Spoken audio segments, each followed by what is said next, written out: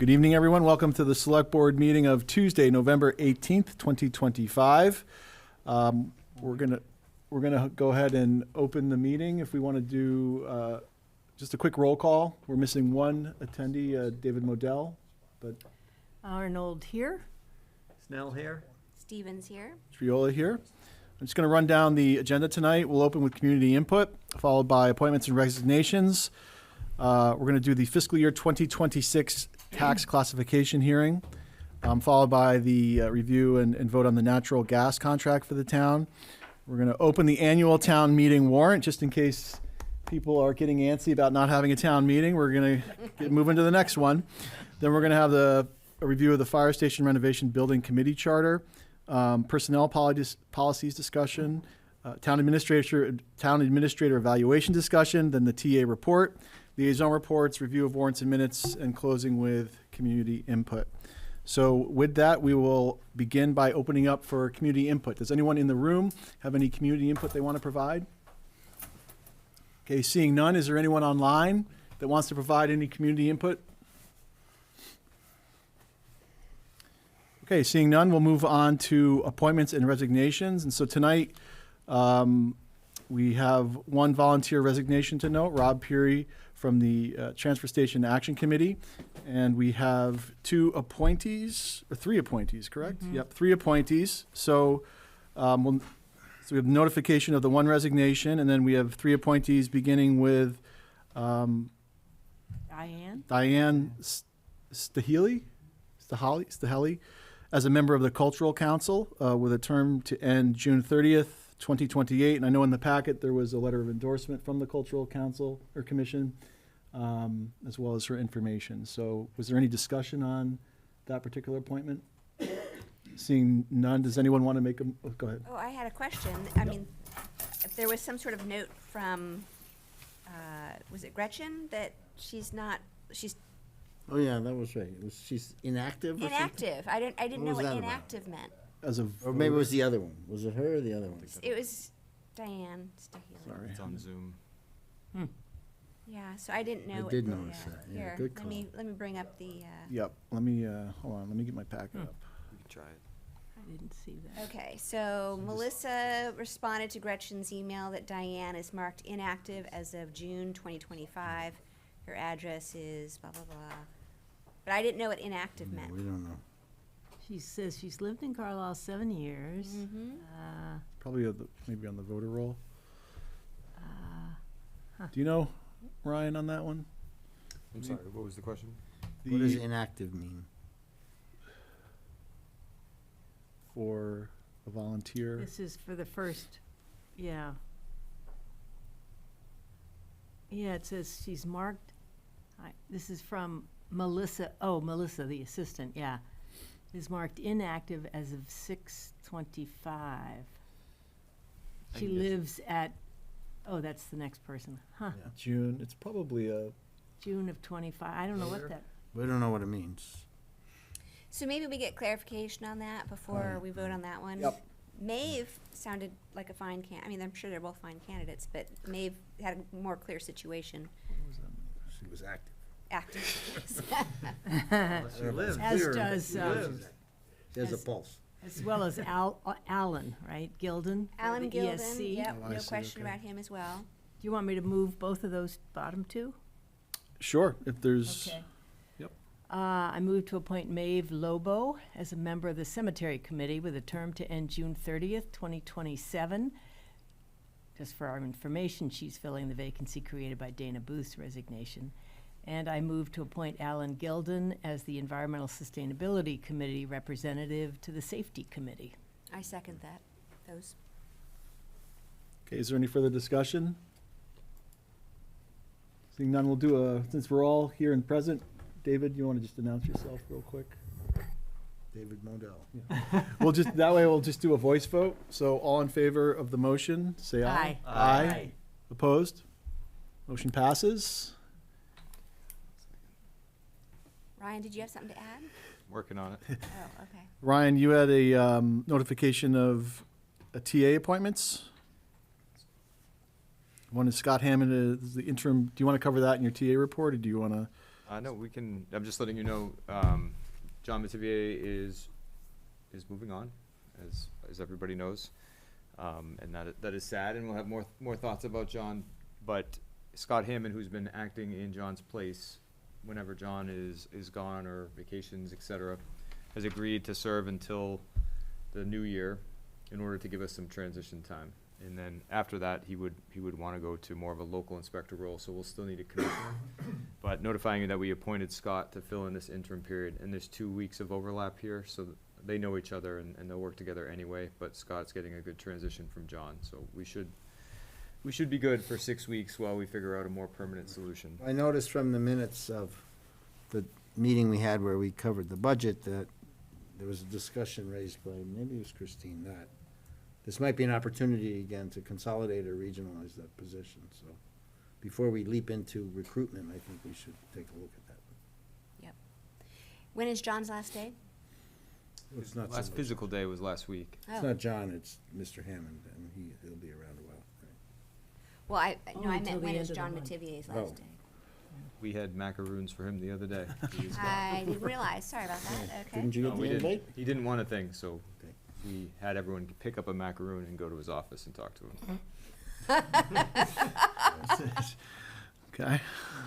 It was lovely. The second appointment I have is police officer Zachariah. I just want to make sure I get his last name correctly. Coleman. Zachariah Coleman comes with 15 years' experience in the Dracut Police Department with a variety of specialty skills, including K-9. So I'm hoping there isn't any tussle over Athena, because Athena is spoken for right now. But he is academy trained and will be able to start in a couple weeks, filling an important vacancy we have at the police department. So Which vacancy, can you remind me who left that created that? I don't remember exactly who he's filling. I do know they're down 2 because we have our new ACO at the academy right now. So this will fill a good spot and relieve some of the overtime tension we have. Is this 12 now, or what? This is it. We're full now. Okay. So letting you know about those 2 appointments. And then the answer on the inactive is if you do not file a census or register to vote, you're considered inactive. But this volunteer isn't registered to vote anywhere else, so it's assumed that they live here, and your policy is silent on it, so you can do whatever you want. Well, if you don't fill out a census, that's not great. Right, now You you're could supposed to appoint do that? contingent on residency verification, or you could just wait until we verify residency further. I think we should go ahead and appoint her contingent on verifying residency. Our volunteers could should fill ask out a her to- census. I or would like her complete to, the census. Debbie has her hand up, and I know she had recommended her. Debbie? I'll- Form something? Yeah, I'll recognize her. Hey, Debbie, do you want to say a Yeah, word? Diane's Sure, been yeah. working. Just please for the announce federal- yourself and your address. Used to my- Sorry, Deborah regular Bentley, meeting. Chair of the Cultural Council, Heald Road. Diane has been working for the federal government. She was seconded down to DC for a number of years, and this is probably why she has not voted here or filled in her census. She's recently returned. She's not working for the federal government anymore, and she's returned to Carlisle in the summer. And so she's been attending our meetings regularly. She's a real person. She's in Carlisle. She's living here. That's all I can tell you. Mark Levitan is her neighbor and can vouch that she's living here if you need him to get on the call. No, I don't think we need to get Mark on the, Well, I would take Debbie's word for anything. The policy that you've set up is that you establish residency. The primary way is through voting or census. So if you wanted to appoint, we can. why don't we wait to the next meeting to appoint? have her fill out the census, then we'll be all squared away. Yep. So, The open item Debbie, for police officer. for your benefit, we're just, there's been an emphasis on residency requirements in general, so we can appoint at the next meeting if, in the interim, we'll just ensure that we do confirm a residency. Okay. Thank you. Learned something new tonight. All right. All right, so I think that's it for appointments and resignations. So we can move on, and it is 7:10, so we can move on to the fiscal year 26 tax classification hearing. And we do need to open this hearing, so if someone wants to make that motion. to open the FY '26 tax classification hearing. I move to open the fiscal year 26 tax classification hearing. Second. Do a voice vote, all in favor? Aye. Great. So I'll turn the floor over to you, or, And I will in turn turn it over to Brian. Thank you, Scott. Sorry, we're running into some technical difficulties. I'll Nope, be that's all right. presenting through Ryan's computer here. okay. Thank you very much, everybody. My name is Brian McDonald, for those that don't know me. I am the principal assessor here in Carlisle, and on behalf of the Board of Assessors, welcome to the fiscal '26 tax classification hearing. This evening, the board will be requested to take votes on 4 separate tax classification options, which will determine the percentage of the levy borne by the residential and open space, as well as the commercial, industrial, personal property classes, and whether there should be shifts within both the residential open space and the commercial, industrial, personal property classes. The 4 votes include a selection of a minimum residential factor that establishes either a single tax rate or a split tax rate between one for the residential open space and one for the commercial, industrial, and personal property classes. The granting of an open space discount, which will be very brief. We don't have any classified open space here. The granting of a residential exemption and the granting of a small commercial exemption. We always begin with the calculation of a single tax rate. How do we get there? So we begin with the tax levy. That's the budget that's approved in May town meeting. Net of any receipts and state aid. And then we have the total assessed value of the community. That is the primary function of what my department does, which is to value all taxable real and personal property here within the community. You divide the levy by the assessed value, multiply that by 1,000, and that is how we get to the single tax rate. The net levy, the levy net of receipts and state aid came up with this number of 33 million and change. We come up with the total value of the community broken down by the different various property classes. Residential is the 100, open space is 200, commercial is 300, industrial 400, and personal property is the 500 class, for a total value of $2.577 billion. That's up by approximately 7% from fiscal 2025. So I'm new to this role. Can we just review at least for my benefit? I would benefit from an education on what commercial, industrial, and personal are. Commercial is, how would I describe that? They're retail storefronts. So like they what's tend to be Assurance Technologies? Is that industrial? or Down, commercial? are we talking about down on South Street now? Yeah. That is a mixed-use property, actually. It's both, I believe, a 400 class, I think that is a 300 class. And there is also residential on that site. There is Is there really? there's a detached, it's an interesting property. I have not. That's not a great example. Okay. Sorry, I thought I was. How about ferns? That's Ferns. also mixed Commercial. uses, now that I think of it. The real estate broker. That's a real The broker residence. with the ATM, that is commercial property. Okay. Very little of that here. I guess what is industrial then? How about I think the tow zone, the Auto auto, body shop. the auto Auto shop. body. The auto shop. And then what's the difference between residential and personal? Cars. Residential and personal property?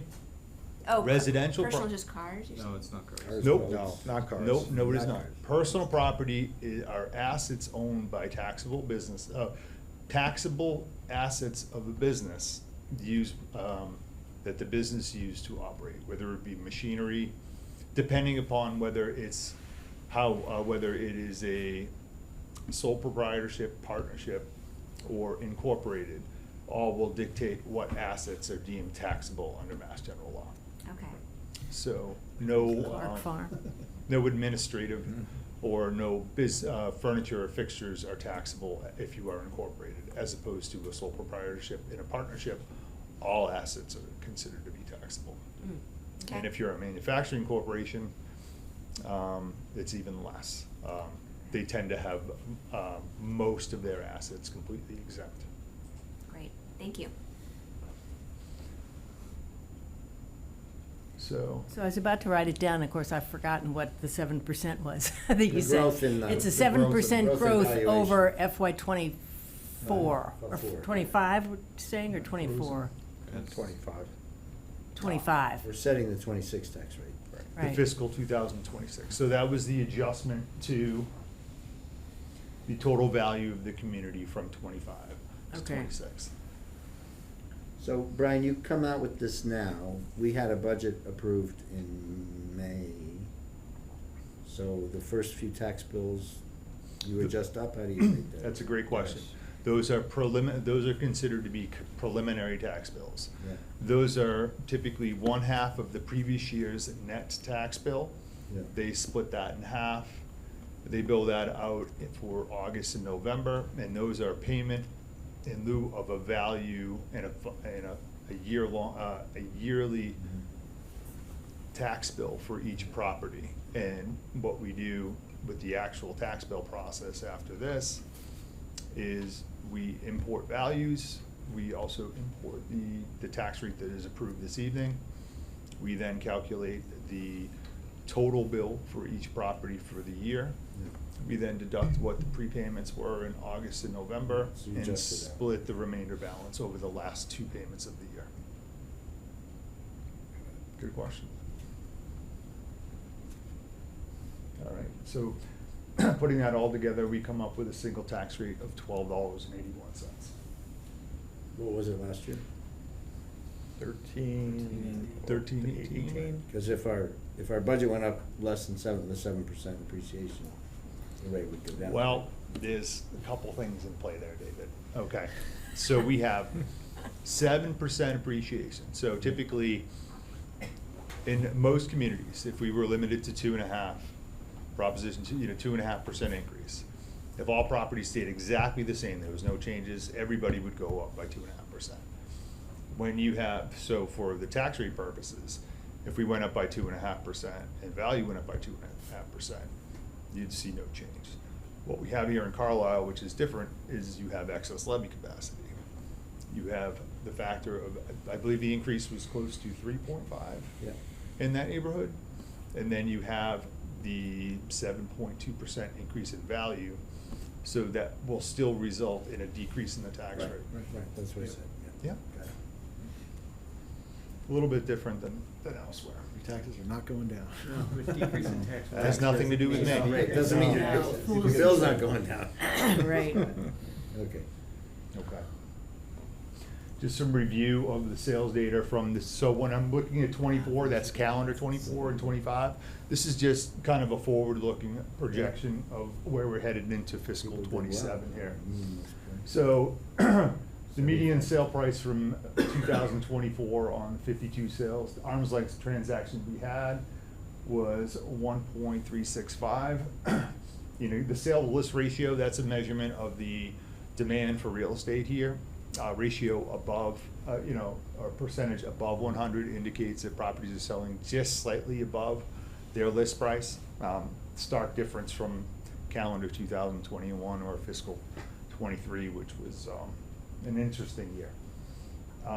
You can see, just comparing it to next year, you can see there is a slight increase in the median sale price as well as the list price.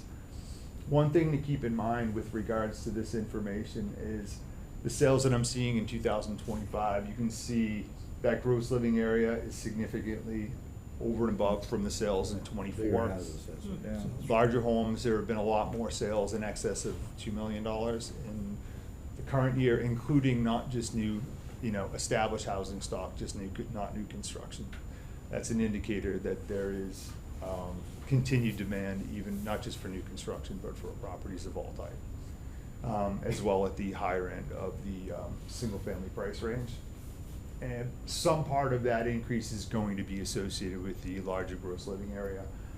So the answer is, there is some different variables that may point to different directions. I do believe that there is continued increase coming next year, but more along the lines of what we saw in the last year, and in this 23 and 24 for fiscal 2025 and 26, which is more of the normal market appreciation as opposed to the 20% that we saw in 2021.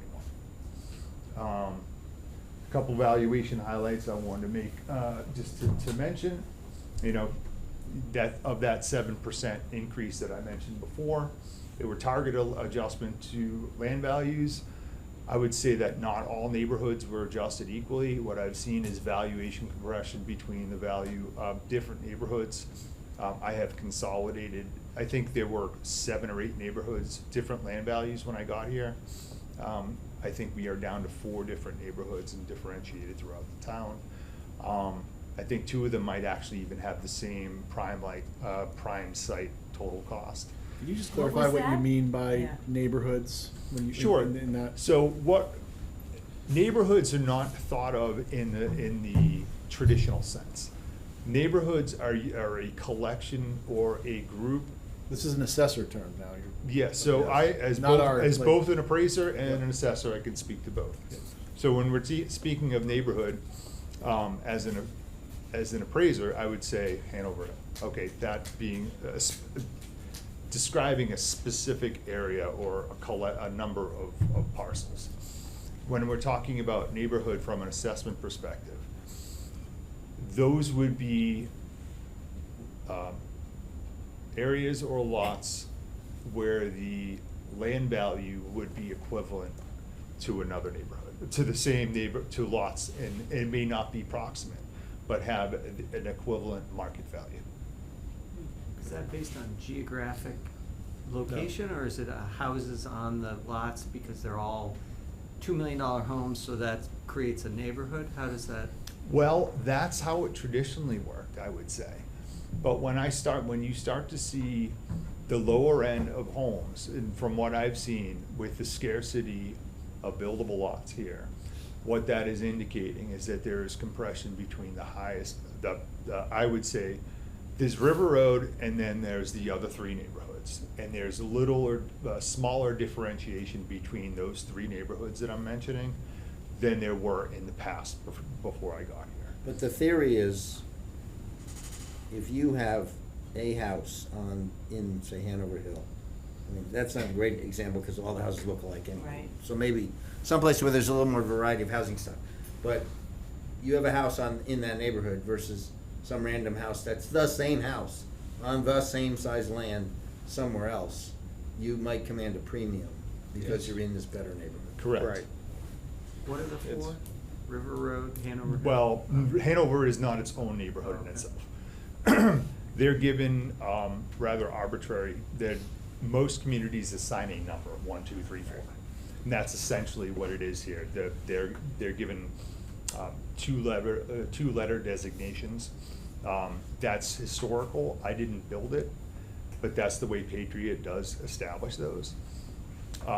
The way we determine the similarity of whether neighborhoods need to be consolidated is looking at sales and the residual land value. So you subtract the building value from the sales price, you get an implied land value, and you're looking for similarities between neighborhoods. So when you see similarity in that land residual, even though they may not be abutting, but if you see equivalent value there, assuming that the building value is accurate, I think that we've gone a long way towards adjusting those since I've gotten here and bringing those more to market. That when you see those similarities time and time again, that's when you know that you can consolidate or they are equivalent in value, market value.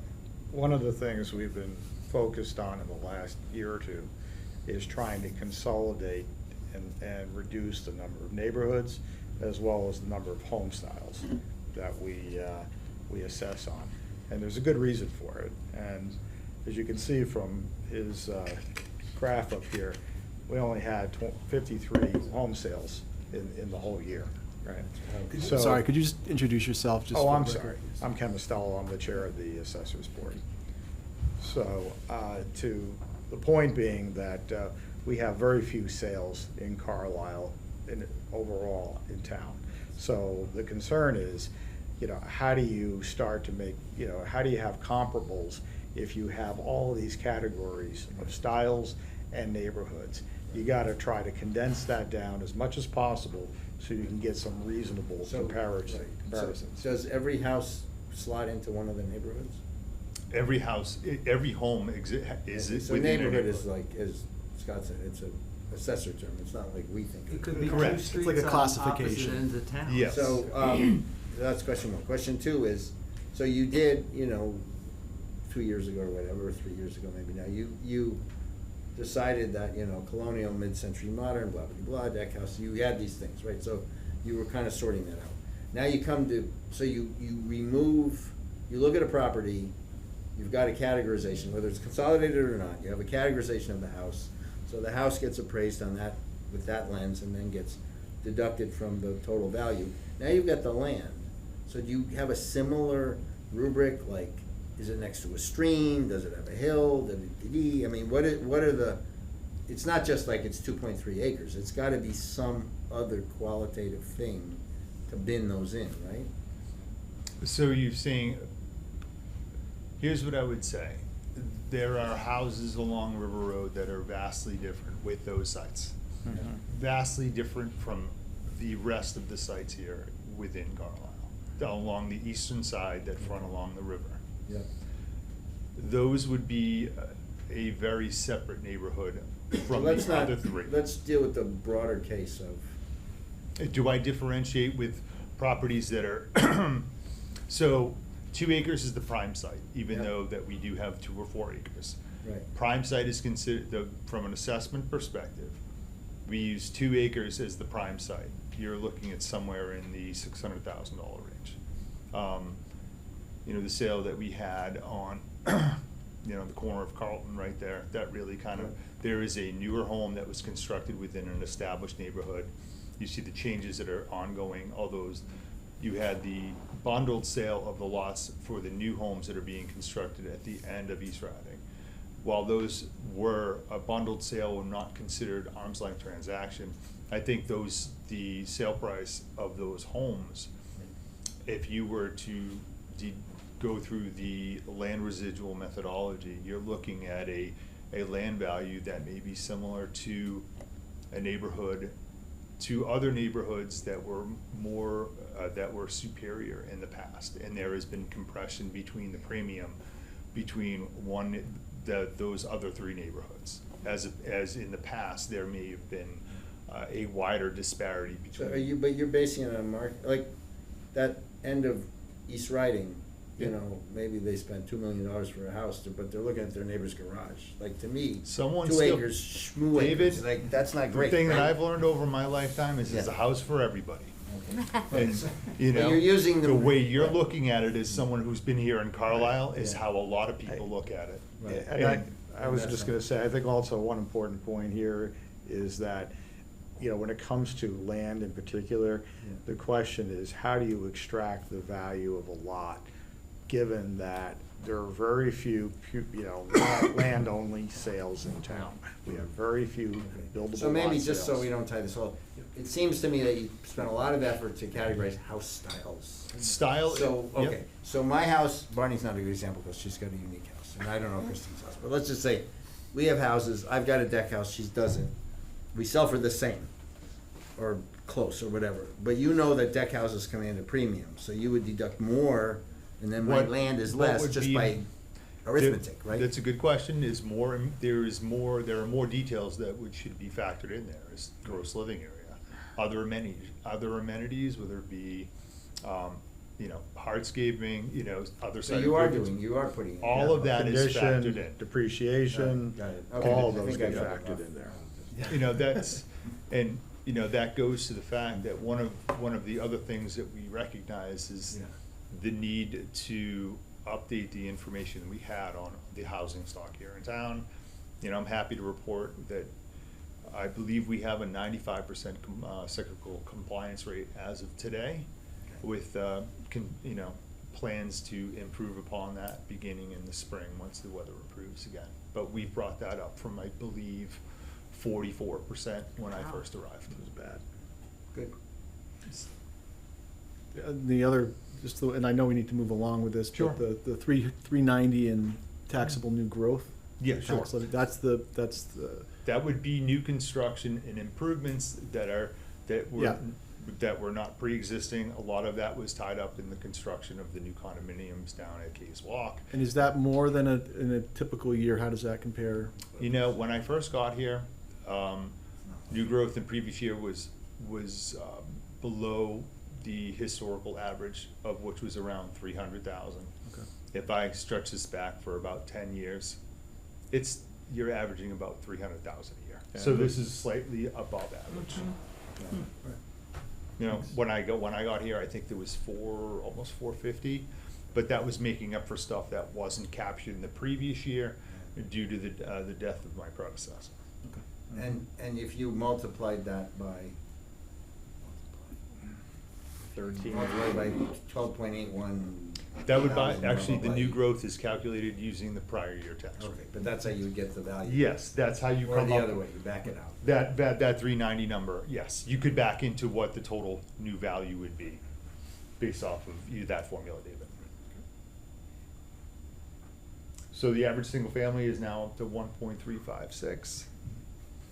And, you know, building values, adjustments were made to all building values. I will, you know, getting back to the land value as we're being more cognizant of given that we were in a reval this year and the necessity in being under a higher level of scrutiny by the Department of Revenue for our values.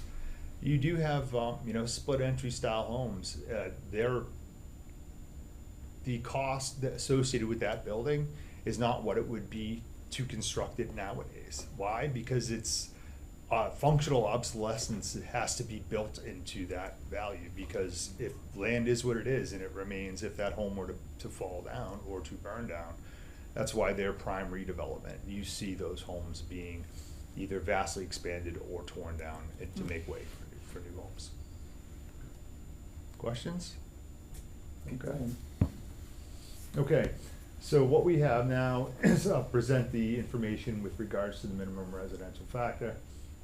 This table reflects various residential factor and the CIP shift. The CIP shift, the top line at a residential factor of 1, which would reflect the tax rate at $12.81 for a single tax rate for both the residential open space as well as the commercial, industrial, and personal property classes. The last 2 columns indicate what the average single-family tax bill and what the average commercial industrial property tax bill would be at that $12.81 tax rate. So that's the single rate here. Those are the range of options if we run with a CIP shift running from 125 down. And CIP stands for? Commercial, industrial, and personal So- property. So at a very high level, this is saying everyone gets the same tax rate, commercial, industrial, personal, residential. And on the left column, if you, What the board is going to vote on is confusing, is the residential factor, and this is one of the things I was going to touch on here. So as you move down, you're shifting more burden to the other classes, Exactly. which is a Correct. very small percentage, so. Right. The It hardly moves We the always needle go for through the this, for right? the So homeowners. It's a big burden on the So, industrial guys. correct. So at a maximum CIP shift of 150 here, you could see this number, the residential factor is the percentage deduction of full and fair cash value at 1. And as you can see with the So CIP, if you're $100, it's less than 1% if you were to Plus the retail tax, shift 5,000. to the maximum of 150. So the way this is done is, so the CIP shift, the way this is calculated is you would multiply the single tax rate by 1.5. That results in the CIP tax rate of $19.21 there. Yeah. You determine the new percentage levy for the CIP class. You deduct that from the levy that we discussed on slide 1. And that's where they would determine what the new residential rate would be from that I deduction. mean, in simple terms, you have 98% homes, so you'd have to drive like an incredible change to move the needle for the homeowner, but you're really hampering Yeah. the auto body shop. Yeah, exactly. Exactly. Yeah. One group loses big time and residents get And the other seen residents nothing. save $100, right? Right. Yeah. It's like- 149 to be exact. And your recommendation on this is the single, as we've done in past Right. years, is Right. to Yes. continue that. It makes no practice. sense for this town to do anything. I'm just going through the process of Yep. explaining for both, We're gonna for those vote who on each one. haven't seen it since We last year. are gonna as vote well on each myself. one, and we can take the votes as we go. Sure. If you don't mind. It is, yeah. Yeah. Last year we went through this, so if we could just take the vote on each of the classification options as they have a cascading effect, this being the most important one. The board, for the reasons David has mentioned so eloquently, we recommend a residential factor of 1. So should we want somebody to move that? Yeah. If someone wants to move that, and then we can discuss. I move that the select board, for the purpose of setting the fiscal 2026 property tax rate, adopt a residential factor of 1, thereby establishing a uniform tax rate for all property classes. I'll second that. Any discussion? Seeing none, let's take a voice vote. All in favor, say aye. Aye. Aye. Opposed? Great, that motion passes. Thank you. Excellent, thank you. Good. Moving on, I'm gonna mention this just a couple things here. This slide indicates the change in the average single-family value, the percentage adjustments, as well as the change to the average single-family tax bill and the percentage adjustment between 2015 and 2026.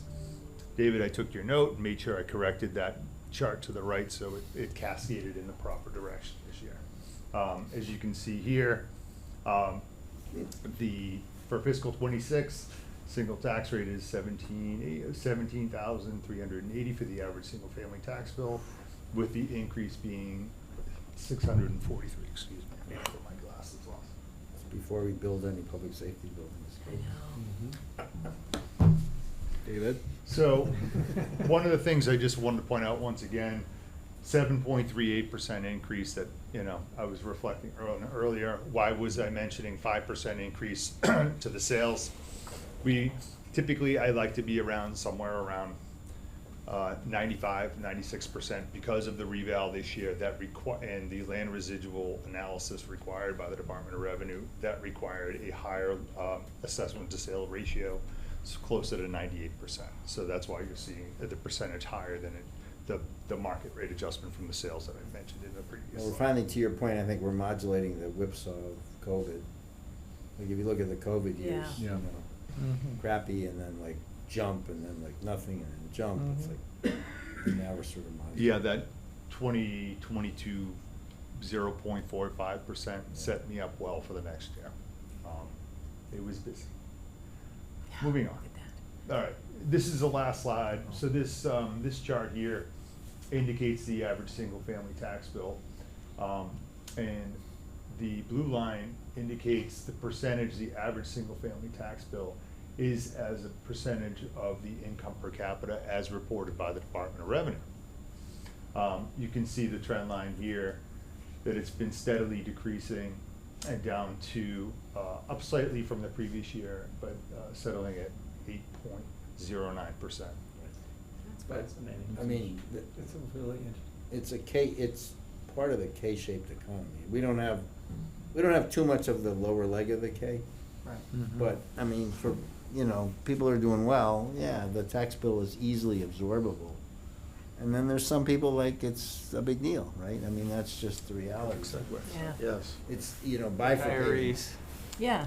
Which we're very acutely aware of and sensitive to. Yep. And we spend a fair amount of time talking about policies to ease the tax burden on disadvantaged seniors.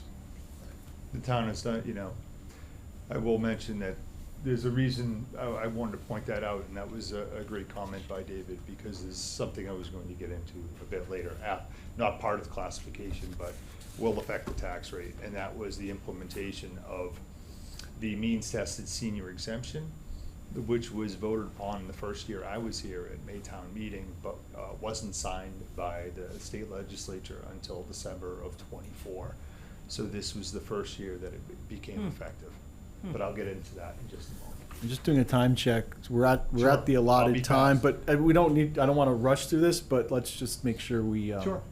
Granted, if you get an open space discount, this is really easy. Yeah. There is no open space here in Carlisle. They use the chapter land process that allows for the clawback of back taxes through the rollback or penalties.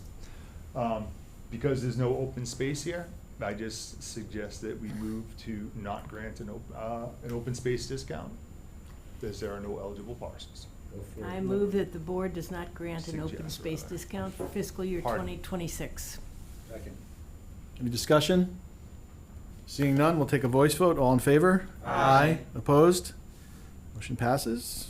Okay, that's number 2. The next one. Okay, the residential exemption. So the residential exemption, it provides real estate tax relief for residential property owners that both own and occupy the property. The way this formula, it's a percentage of the average residential value. That's the total residential property class divided by the total number of residential parcels. And then the residential factor is a percentage of that figure. So that would include both properties improved with single-family homes and those without. So what this does is it moderates for those communities that have, $400 million apartment complexes. Yeah. Yes. Yes. So, but also, the community, there are 18 communities that adopted the residential exemption in fiscal 2025. Those include high-density urban, so you're seeing Boston, Chelsea, Everett, Brookline. These have a large percentage of non-qualifying residential properties, those, multifamily developments that I had mentioned previously, or they fall within resort communities. That's a Cape Cod, or where there are a large number of second homes that would not qualify. It allows those that, once again, the communities to provide a discount or tax relief by passing on that burden and a shift within the residential property class. So the average residential value here is up to 1.263. The total number of Carlisle, based off of analyzing the mailing address for the property tax bills, which is probably the safest way to determine if they're owner occupied. 85.54% of Carlisle properties are owner occupied. If you look at the analysis over in the chart to the right, you can see the one in orange is for the average single family, and then you would have the condominiums, which would be the second largest residential class here in town. Because of the difference in the average assessed value on the top line, you would see significant tax relief to the much smaller condominium class, as opposed to the average single family, which would only see minimal tax relief, even up to the maximum 35%. With that said, I think this, while Concord has implemented that, I wanted to mention this. We went into this extensively last year. Differences within the community and its evaluation profile. We have a study up, still available through the Town of Carlisle website. If you go to the assessors page, detailing our analysis as to the differences between Concord and Carlisle, with Carlisle's housing stock and valuations in the shape of a normally distributed using a bell curve. We would see this as being disadvantageous and a disadvantage to the average property given the minimal savings, and for that reason, the board does not recommend a residential exemption. We've never implemented a residential exemption. So who saves in this? It looks like they can't be Well, both. a condo does, right? No, but why would not the I residential believe go there up are if the less than condo goes down? 50 condominiums in town. Right, but if their bill went down, wouldn't the house bill go up? It can't be both go down. I don't understand. So why? So The no, more that's the expensive taxable. properties would be subsidizing the So this would lower end be of the market. adjust the tax rate, so by reducing, the percentage adjustment would reduce the total taxable residential class. So when you reduce that, the tax rate must go up. Right. Right. Okay, Correct. So that's not what's shown. But- It's not shown, yeah. Yes. The tax rate on everybody else goes up. Right, The exactly. rate remains consistent, but Right. because the percentage of their total value is higher with lower valued properties, such as the condominium class, that's why they would realize savings in their total Yep. tax bill. So I was gonna move, Oh, I had a quick question then. Okay, so if 15% of the properties in town, are they second homes then? Are they vacation homes? I'm not Well, clear. that's up for debate, because I can tell you, when Concord implemented this, I bet there were a lot of people that re-domiciled within Concord in order to take advantage of that residential exemption. What this doesn't account for is people that maybe seasonally just want their mail sent to their second home, whether it be in Florida or Arizona or elsewhere. And that doesn't mean they're not domiciled here, but there's really, that I'm estimating 85%. This is a decrease from last year, which was up at 89%. So this may not account for, I may be at the point where, it's a rough estimate, it's the best I can provide. My guess is it's likely higher. Yeah. But once again, if you look at those other communities that I had referenced, you're seeing a much higher percentage, a lower percentage of the qualifying properties that are both owner occupied and they're domicile. Or they're non-qualifying in the case of, the inner city is what I would say. 85%. So you would get the discount.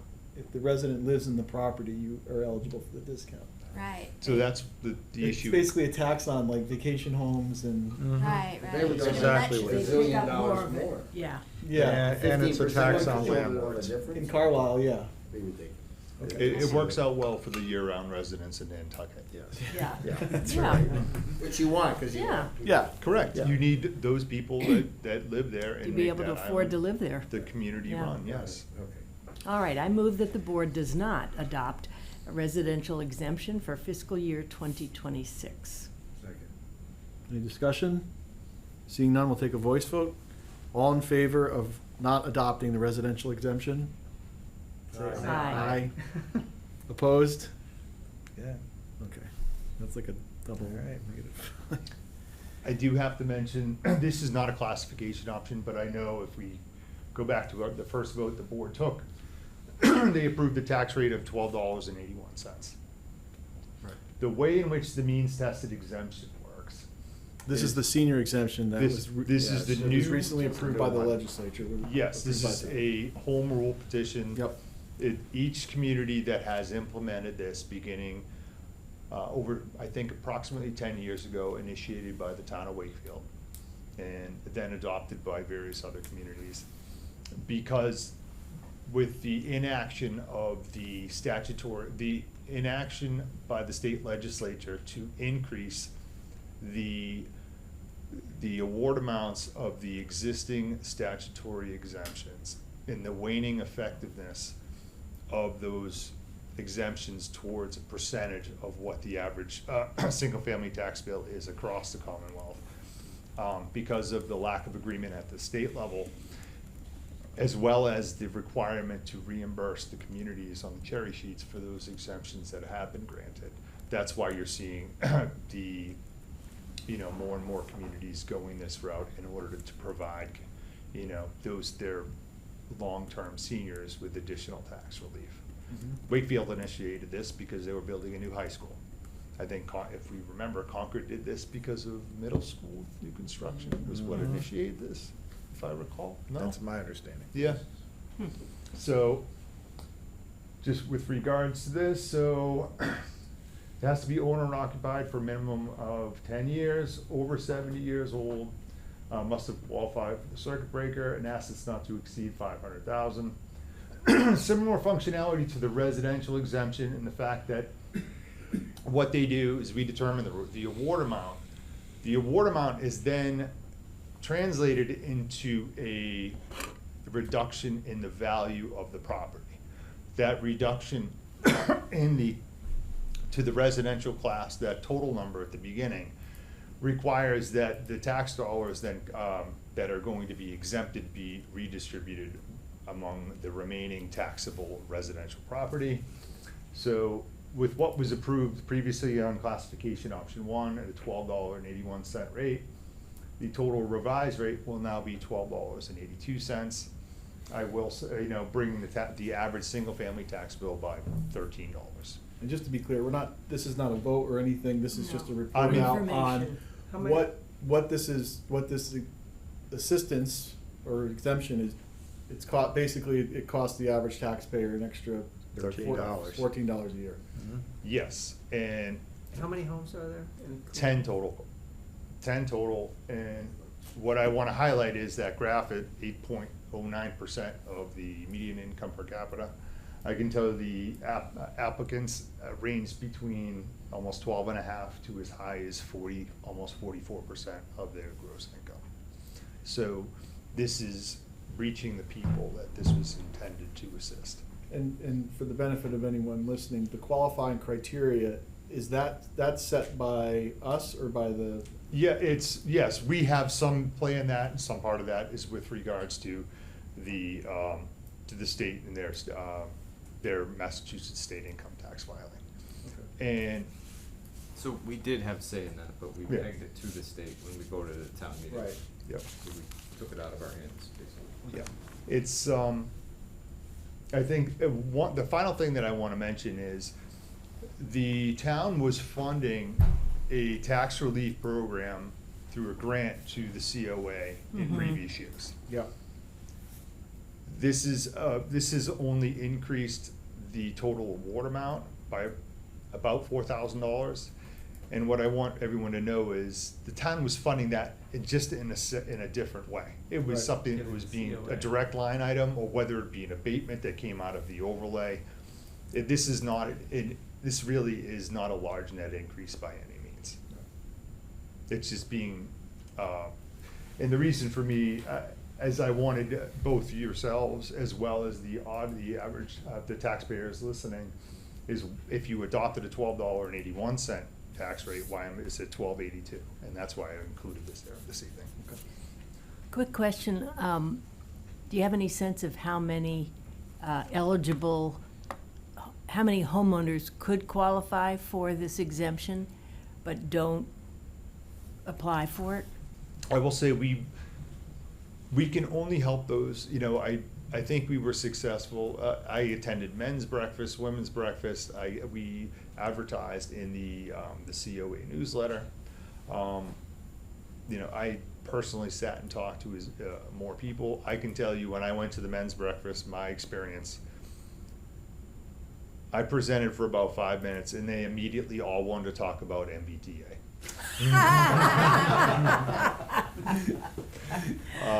But that's, I can only do so much. Yes. Yeah, continue to advertise. We will continue, I'll be Yeah. working with Jeff, the new COA director. He knows who needs it. Yeah. And this is this is the first year, so. Yes. Yeah. One, I do think that the shortened timeline for applying for this might have been an issue as well. What I'm hoping for is, as we continue to see seniors come into the office, and hopefully now that MBTA is over, we can have a more, What thorough percent conversation. discount do the eligible people get? Yeah, percentage? Yeah, roughly. I mean, if Well- they qualify, how much do they save? You're averaging close to the maximum of around 2,600 a year, 2,600 per applicant. So decent- it's decent significant. amount, yeah, okay. Well, I can tell you, there was only one of the applicants whose value was approaching 1.3. Most of them Most are fall small. on the very lowest end of the single-family values. But they're saving some money. Far more than even the average, For them, because of it's a their. lot. Yeah, right. So they Correct. should do it. Yeah. I do think that this has been effective, and, to the average person, it may not be it's not nearly as significant to the recipients of this exemption. Moving on, last but not least, is we have the small commercial exemption. I'll just say that there were only four properties that will qualify. Not guaranteed that these are owner occupied. They may be rental properties if, and it's, having had discussion with the board here, there are not many people that have adopted this throughout the Commonwealth. And it is the board's recommendation that a small commercial exemption not be adopted, or not be granted. I move that the select board does not adopt a small commercial exemption for fiscal year 2026. Second. Any further discussion? Seeing none, we'll do another voice vote. All in favor of the motion, say aye. Aye. Opposed? Motion passes. Okay, so those are the 4 votes. There's another one. And then we need to, you're gonna report the excess levy capacity to us, or? Yeah, I do have that. Do you have the one, do you have, I don't have that website up. The total excess of, on. Gateway? Yeah, that'll have it right if you go into the LA5. That was just our last vote, right? It's not a vote, we just say, You just have to acknowledge. We have to acknowledge that? Is that like illegal? The board, all of you would have to view that when you went to sign. When we went to what? Yeah, some part of it is acknowledgement on the Gateway website. They don't sign that. They don't sign at all. But we have to acknowledge that it has to be reported to us.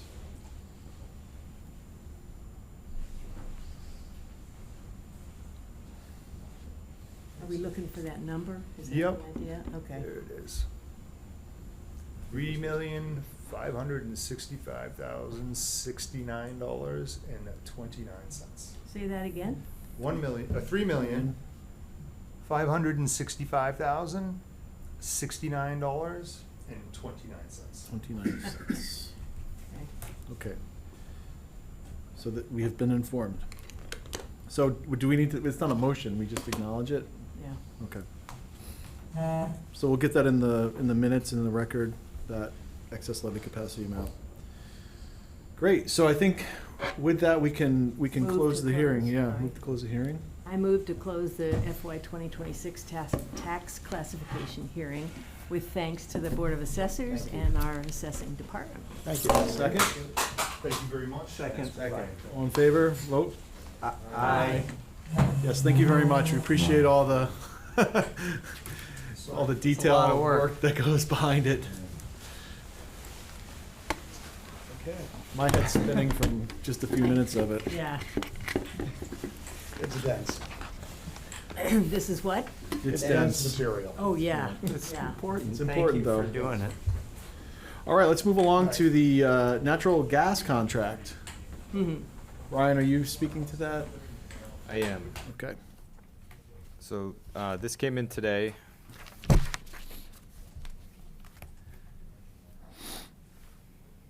So we have 4 contracts with, 4 natural gas accounts with the town and 6 with the school, and we combined them last year, and we need to renew our contract. This is one of those that you can renew for 12, 24, or 36, and we're now out of contract, which means we're floating. We usually don't contract until the winter months because the prices become more real. So right now we're paying Brian, who's the contract with? That's a good question. You may have to recuse yourself. Exactly. NYMEX, I don't know that answer. Okay, well, So we are currently at 8.07 a decatherm, and the renewal rates here are 10.21 for 12, 10.19 for 24 months, and 10.18. So this is what I would be negotiating. It's Sprague, by the way. It's right here. it's Sprague. Oh, there it oh, is. Sprague, okay. So a couple of things, and this is not my expertise, but I spent a lot of time learning about this.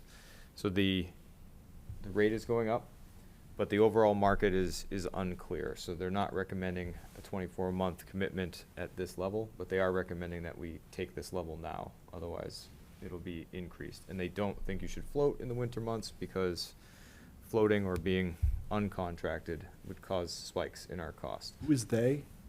This is our consultant Okay. who we work with in order to understand this. So what I'm asking is for you to approve me to negotiate based off these rates that are being presented tonight. So current rate, this is for residents and the town, or It's just the town account. Just the town.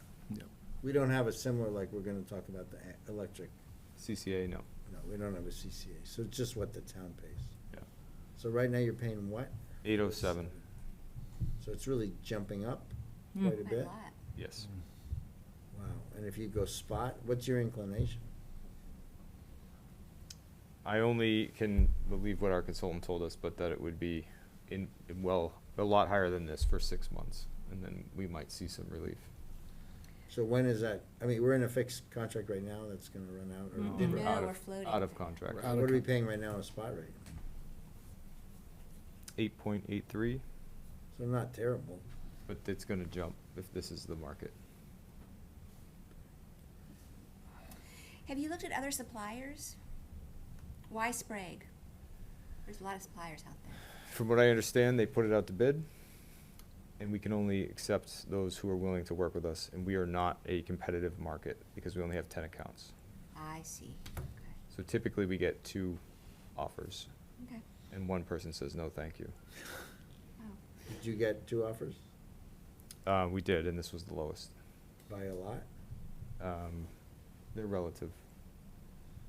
Because we did try to analyze this for sustainability and trying to pick. So does your consultant, I mean, the price difference between the 3 periods is minuscule. So does that imply that, does your consultant believe that that market is stabilized over that 3 years? So that's what they're offering. The consultant is saying it's gonna dip below that, but they believe in 12 months, so it would be. What's driving it high now? Ukraine? We pay a very high rate because of the pipeline issue we have in New England, so there is no direct. That's not going away anytime soon. No, it's not. No, but we're normally around this 8 level, so locking in for 24 or 36 months would not be Doesn't considered make sense if it's gonna go advantageous. down. So does it even make sense to lock for 12? Like, wait, If we want a fixed rate that we believe is competitive. 20% increase, though. You mentioned about environmental considerations, so when we put this out to bid, we have certain criteria and that's included in there, or how does that work? Sarah analyzed companies to see who might offer more green solutions, and that's a relative term in this particular industry, and none of them bid. So Sprague is actually in the list of It's the relatively Bedford okay. bus contract all over again. So there's not a Magically, lot- only one guy there's not a bid. lot of options. Yeah. is There's the- no collusion, but only one guy bids.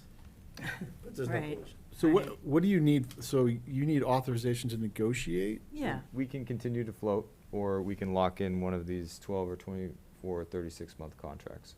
We're recommending to you that we lock in for 12 and reevaluate in the next 12 months. The thing, I guess, is there a it seems to me there's a seasonality where they rake you over the coals in the heating season, so to speak. So can you get a 6-month and then revisit in the summer? It'd be better to revisit it when you have some leverage than get caught in this endless cycle where you have to negotiate on the cusp of But he's heating saying your season. leverage is that you're a small town, so you don't have these people, they don't even, doesn't matter what season it is. So He's it's- just talking about variability in the season. Well, maybe not. I mean, I don't know that. I think, So I that's a don't good really know question. that. So they don't offer 6 months because they do that Because they want to get you in the vulnerable time. calculus. But let's say you legged it out through, pay whatever you gotta pay through this one heating season and get yourself on a summertime calendar. Would they give you a 12-month, in June? So we're gonna negotiate around that time frame anyways, so this just locks us in and. for So you now. can break this? No, but we can agree for next year.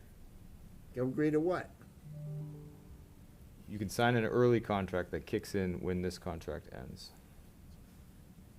So you could do that negotiation in the summer, and then it wouldn't kick in till this time next year, is what you're saying. Why didn't we do that previously? We haven't We- just got started. We missed a window where it would have been 883 Do we is our consultant like? because of the town meeting, I'll be honest. Who recommended the consultant? I mean, do we know anything about, this is a sophisticated market where people get paid zillions to analyze, like, do we have an insight? People know a lot more, we're like at a great buyer's disadvantage, not just because we're small, because we don't know anything. anything about this Right. market. We're playing with pros and we don't know. We are, so this was the town consultant, the Yeah. school had a consultant, this consultant is responsive.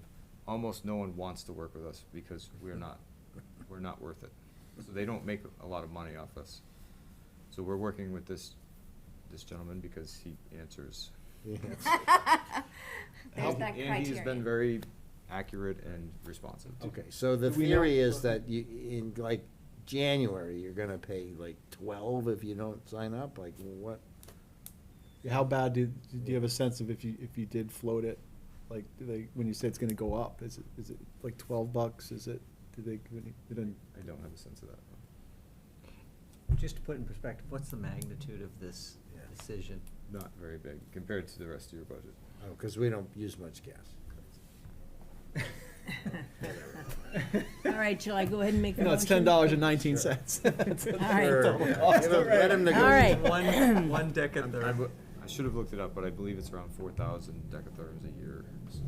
4,000 decatherms. 4,000 of that, Sounds 4,000 like of those things. So it's $40,000? $10 times 4,000? Yeah, It's So it's only 10.21 40K, per it's like peanuts. decatherm, is that right? It's peanuts. 40,000. All right, fine. Okay. I move to approve the contract between the Town of Carlisle and Sprague Operating Resources, and to authorize the town administrator to enter into negotiations on the town's behalf based on the information presented at the meeting, not to exceed 11 decatherms. $11 Is that per right? decatherm. Not to exceed 11. Just threw that in there so that I had some wiggle room, but we believe this is the rate. If it was Okay. far in excess of this, I would bring it back. Okay. Okay, second, I No, second. they're not watching. So I would say, Ryan, we're in discussion, right? It'd be worth 20 minutes on the internet to just, or maybe Sarah could do it or somebody, just like learn a little more about this market and like what's going on. There should be a ton of information out there, just to calibrate the guy. A 'cause it chat seems- room that tells you how to do it. What? A chat room saying, how do you do this? And these people will be There's chiming in people, all I'm over the sure you're gonna country get it. saying, You just spend a little time on the internet, you're gonna get a lot more information about this, and, you know, maybe Some of it'll be true. some of it'll be true. Anyway, I understand your point. I just, Yeah. it's not worth your time. we hire the consultant and it's, I could learn a lot about this if you want me to, and I will. Yeah, he's No, just, But I'm doing other Right. stuff. it's, Right. all right, fair It's enough. not a high Let's priority. move on. Smoking a cigar, doing energy Wait, we futures. need to, We gotta vote it. We we need gotta to vote. take a vote. All right, do we have a second? Yeah. Sorry. We did. Okay, let's do a David voice seconded. vote. All in favor of the motion? All right. Aye. Opposed? All right. we need something to wrangle. Yes. All right, next up. Oh, we're going to open the annual town meeting warrant. Okay. Yay. Gee, I move to open the warrant of the annual town meeting currently scheduled for May 18th, 2026, to close the warrant on February 10th, 2026, with a deadline for final bylaw language of April 7th, 2026. second. Second. Who gave us those dates? I know, Well, we voted on the 18th, the right, we select wanted board, as late as possible to And get then- the fire station things in. and I think yeah, So there was two things at play. We wanted to get the fire station in. We also wanted to have deadlines so that you didn't have last minute discussions Right. about significant bylaws. So the dates are trying to bracket I that. know They are part of- variable, but. Part of Wayne's feedback Yeah, that he yeah, informally okay, yeah, provided. yeah, is- that makes sense. And in our discussion, April 7th, from Ryan's standpoint, was a reasonable deadline that Before could, the vacation or Yeah. something. like well, and it just gives enough time to do the Terms of legal the review language, and, yeah. and everything versus, Yeah, and so, the only countervail is, as Wayne points out, that the later you go in May, the more challenges are from scheduling. So well, the May 18th is a Monday. it's a Monday, so we're going back to Monday. I think we should for that time frame. Okay, that's fine. And, you know, and even just from a standpoint of getting in, like, we're gonna wanna have, like, Tecton and some people presenting, and it's easier to do that on a Monday night versus. For them, yeah. Well, yeah, and I don't know, I don't know what your, It depends on but what's we'll on revisit it. yeah, won't we'll we, revisit, in we don't the, have to, this doesn't lock us in, Okay, it's so either all gonna we're- be all Sunday we're- or Monday. All we're doing is opening the There's a warrant. hand up, too. Somebody got thumbs up. Christina? Christina's giving you a thumbs up. She's giving us a Oh. thumbs So up. she Oh, likes the she Monday? likes or Monday what? night, okay. Yeah, Okay, that's fine. but we're not necessarily deciding that specifically, it'll be the Sunday or the Monday. I do think the April 7th is, we do wanna communicate that out, if people aren't done, sorry, like, you missed it. Yeah, right, that's fair, that's good. And Okay. then the closing the warrant February 10th, I assume is, Ryan, works for you. It's the same. It gives everyone, so most of this is from the town meeting study committee, Right. opening early but closing earlier so that people have to do their due I diligence. support that. Now, I made the motion, did somebody second? We did, yeah. Yep, Okay. okay. Any more discussion? Okay, let's take a voice vote. All in favor of the motion? Aye. Opposed? Great. All right, 8:15, so we're on to the fire station, establishing the fire station building committee. Oh, boy. So with the passage at town meeting and the subsequent election, that project is moving forward, and we need a building committee to shepherd that through the next phase. Ryan had provided a draft, which I looked at it essentially as, as far as I could tell, similar to what we have for the police station. We talked about the voting members. One addition that we had when I presented to the Board of Health, Tony said he would be interested in participating in our planning discussions. We Tony thought- Mariano? Yeah, we thought that was a good idea to involve the Board of Health, given the issue of the septic and making sure that all information is communicated and processed. That'll be critical to the early stages of design. So we added a Board of Health member, and then that kicked us up to 4 at-large members. So my question to Ryan was, is that too many voting members, 5 or 7? And from his standpoint, it wasn't an issue. I mean, you like a lot of members because people can't make it, you have other people. Yeah. As long as the quorum doesn't present a Well, I problem. think the MFC typically likes to have 2 people on there.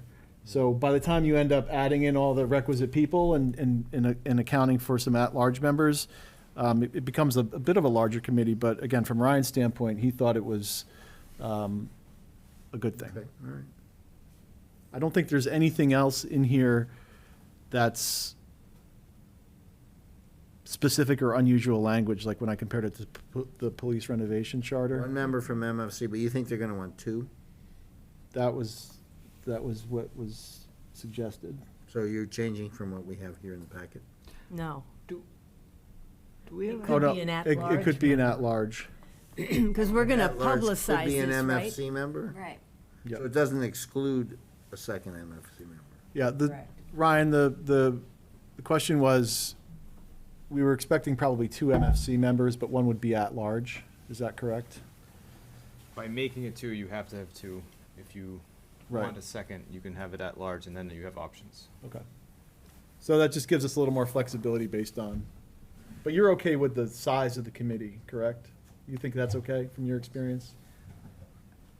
My question was relative to the Carlisle Building Committee. There was discussion at one point about having an actual building committee. A standing- A standing committee. Do we have to deal, is that something, I haven't researched it or anything. Do you know anything about that?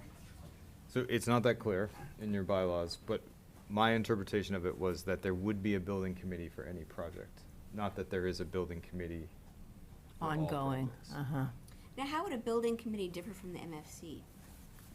Well, the MFC is tasked with the ongoing maintenance and like looking out as well at deferred maintenance on existing structures. It's not new, I see. necessarily new structures. It's kind of a hybrid, so it started off as facilities maintenance when you didn't have a facilities department. Right, I remember But it that. really takes what most people would call long-term capital. Got it. So that, could the non-voting members be firefighters who live in town? It could be, if they're residents. Yeah, they'd have to be residents, right? Fire chief is so he is one of them anyway. Would be a A non-voting non-voting. member. That's what I asked, yeah. Yeah. I didn't. And I Oh, sorry. think that's a good question, though. If a volunteer firefighter lives in town, Could he be, could he or they she be be a voting member as an at-large member? If we Or appointed the them. fact appoint they're them. paid by the, no, Oh, I but we've see. typically had a Conflict of interest, yeah. policy that you don't, somebody that's on the town hall payroll can't be a voting member. Yeah. Yeah. I'm just raising it, so that would apply here too, I assume. I mean, I would avoid those appointments. Yeah. Yeah. You wouldn't appoint a police officer to be on a building committee Right. Yeah, as a voting member. right. Okay. Okay. of a police project. And the Yeah. goal would be to, if we approve tonight, we'll advertise, and at our next meeting, we can appoint and get, because that needs to get up and running. Yeah. Fast, right? Yeah, I think Tecton's saying 12 meetings between December 2nd and February 2nd. Oh, wow. They're pushing, they're really moving Yeah, to, because they need to be ready by town So meeting. you can they get going if you don't get a full? yeah, Tecton's already been working on the design since, Well, they will, but I mean, can even you stand up the committee with the 5 people join? When you I'm just saying. yeah. Well, You wouldn't have we'll to- be able to appoint at our next meeting. military officer Right, but We'll if see you what don't we get get. 7, it Yeah. doesn't Yeah, matter. as long as we have a quorum. ordered to come back. Okay, all right, let's All I think right, we'll be I okay. move to approve the charter of the Fire Station Building Renovation Committee as presented in the packet tonight. You wrote it. Second. Maybe you didn't. Any further discussion? Seeing none, let's take a voice vote. All in favor? Aye. Opposed? Great. Motion passes. We have a committee, and so Ryan, that'll get advertised tomorrow? We'll get that up? Yes. Okay. Great. All right. Now we're rocking And it'll go in the rolling. mosquito for next week? Do they publish the week of Thanksgiving? Maybe not. Use that all the time. Okay, Do what we can. yeah. Yeah, I don't use. And, again, It can go out on the town website though, right? yeah, it'll be on the town website. Ordered seems very military. All right. Personnel policies Come on discussion. down. I'm guessing you're here Come for on that, down. right? All right. Just announce yourself for the. Hi, everybody. This is Aubrey Thomas. I'm the Assistant Town Administrator and HR Director. Come on down. Patience as I join the. Spin a wheel. Do you want to present? Right. Yeah, let me join. Sorry. Get our viewership up. We could. Everyone gets their theme song. They can request their. Play for people at Oh, home. their favorite, yeah, they're right, like the basketball players. Do the word of the day, and you can Yes. win a prize. How am I getting notifications when it sits in there?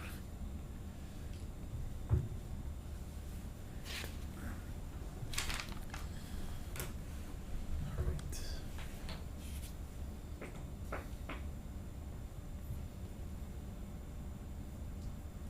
Let's get this open.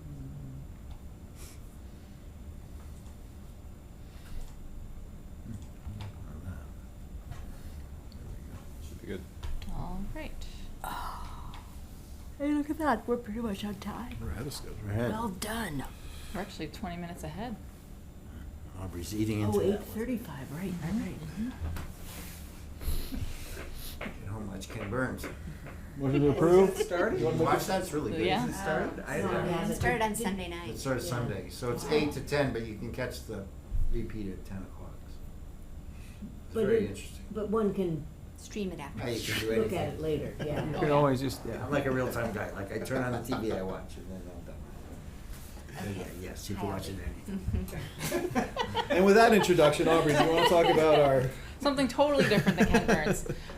So yes, so when I last met with you all in August, I spoke about the operational updates that I'd like to do for the personnel policies. This is phase 2 of the updates. Most of these shouldn't be too controversial, but there'll be some decisions to be made. I sent with the packet what these updates would look like, and so I am looking tonight to have either an approval, or if you would like some further clarification, or if you don't want to vote for something, that's also your decision. So I'll go through each one. And if These you- are for non-bargaining unit employees, right? correct. Okay, thanks. So the first are the performance reviews. As you know, one of the biggest updates that we have had in town is to tie the performance reviews with a step increase annually. So we want to make sure that that is reflected going forward in this section. It also notes in the actual policies now that a copy of the performance review was attached, and that wasn't the case, so we will make sure that that's actually attached in this next version. Any questions before voting for that one? Did you want to vote for each one as No. I, You? No, I think we should. Just do 'em as a And, package. Unless we have a change that. Okay. Sure, we town meeting establish style, it. if you're good with Yeah, everything. consent agenda. Yep. There Okay. you go. Take note of the numbers. Got it. Okay. So for section 8.7, one of the things that we needed clarification for is overtime. I did do a comp review of surrounding towns and how they manage this. So the Fair Labor Standards Act states that you only have to give overtime for any hours after 40 that were actually worked. Right now, we are calculating sick leave, personal, and incentive time into those hours worked. Oh. So it's happening a lot. And what I also did, which is not something I want to put publicly, is, the weeks where folks took sick on the same weeks that they were also getting overtime, right? And that was pretty frequent. And So you're just peeling sick out of there, you're leaving. Yes, yes, because that seemed to be the most costly. With other towns, most of them have a union, and so unless the union, the contract says otherwise, it's about 50-50 if they just follow FLSA strictly, or if they allow other time. So I think that not allowing sick leave to be worked, but to be counted as hours worked, but allowing other time is a good middle ground for that. And so that can save some costs, but this will also make sure that, if you're called in, you still get that overtime anyway, so that does not count against you if you're called in especially for snow. Quick question, what's a callback? So let's say You there's a already went snowstorm early Saturday morning, you're called back into work. If you have to go to work, you get at least 4 hours. If But you go you're- home and then you're called in again that night, that's a callback. Right, And but if so you're here and Jim says, can you stay another hour? Right, that's It's not a different. callback. Correct. Okay. And with regard to have you spoken with Jim about this, or? Yes. Okay. Yes, so there might be some, concerns raised by employees who have always had that overtime pay no Sure. matter what. But we're trying to compromise a little by still allowing personal and vacations. So and my only intent is, so he's aware of this He is, policy. he Okay. is. And what are, Go ahead, you go. I was gonna just ask, and so, number 1 talks about incentive hours. Mm-hmm. What are those? That is, I believe, and I should know on the top of my head, but basically, there's, if you don't take sick time for a certain amount of times, you get extra hours credited. It's, I'll look it up. sorry, Well, it's he's very looking that up. specific to DPW. It must be elsewhere and not maybe a change of, like how Jim would determine who's eligible for overtime and how he decides and all that jazz. Is that also in the personnel policies, or is that somewhere else? When you say who is eligible for overtime. Well, I mean, it was a big deal with the police contract in the years past about how people were chosen, how they were ranked, Oh, yeah, when they the go for- schedule, right. Who gets the first dibs on the overtime and all that jazz. Luckily, I think that because it's such a small Yeah. department, that's not necessarily the So it's case, not- especially with a snowstorm. It's probably going to be all hands on deck. Right, but it's not codified anywhere. No, but I think that as far as I understand, there hasn't been a Okay. concern with that. But that Okay. is a good question. Any other questions on this one? No. Next section, 8.0, or 8.8 actually, is detail pay for non-union officers. There aren't a lot of them, but they're just not anywhere in any policy. But they are paid the same as union officers, so we just want to make sure that it's set in place somewhere. It's just formalizing what's already been done. So this complies with the CBA. Correct. Any questions? Section 9, group insurance, just making sure that it's reflecting how the percentage has changed and might continue to change. Not It may lock us or may into a not. specific- Right, exactly, and also notes that it can split between the retiree and the active employees. Right. That's good. 21.1, holiday coverage, just making it clear. The first one was not clear of who was actually eligible, because it didn't really align with all the other leave that I'm going to talk about further in this. So just making sure that it aligns correctly. So 20 hours is that threshold of who's eligible for the So if holiday. you work fewer than 20, you don't get paid for anything for a holiday. For holiday, correct. And if you're between 20 and 35 or whatever, you get a pro rata. That's elsewhere, right?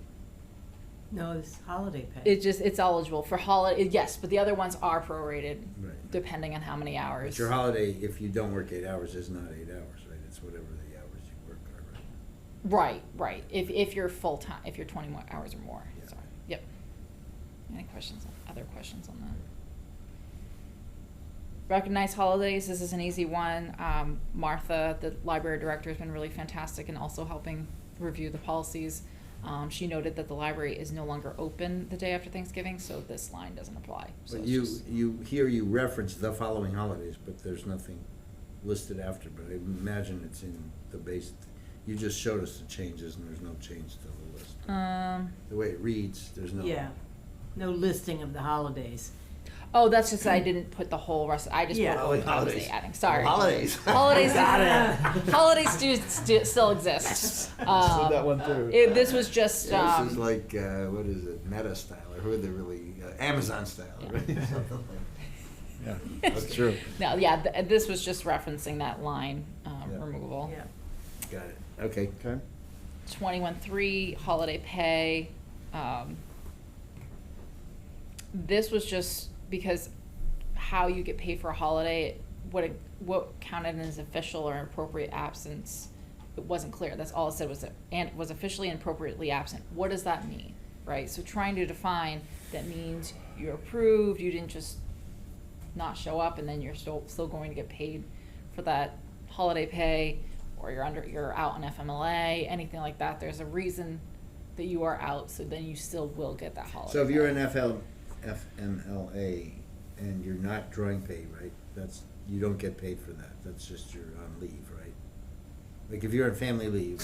You wouldn't just get a holiday pay, like, if you weren't getting paid for that, yeah, so that's, Yeah, well, that's the question, it looks like you would get paid. Yeah, it makes it sound like, so if, let's say When you went out, right, so you were out without pay, right? I took my own pay. Let's say Took your that there own was a pay. holiday The HR in director took between. her own pay, what is that, doesn't Vacation. sound. I had to use up all my vacation. Okay, so on the day, so for that case, if it happened to be a holiday, you didn't have to draw vacation because it was a holiday. right? Correct. But if you had taken no pay, would you be paid for the holiday?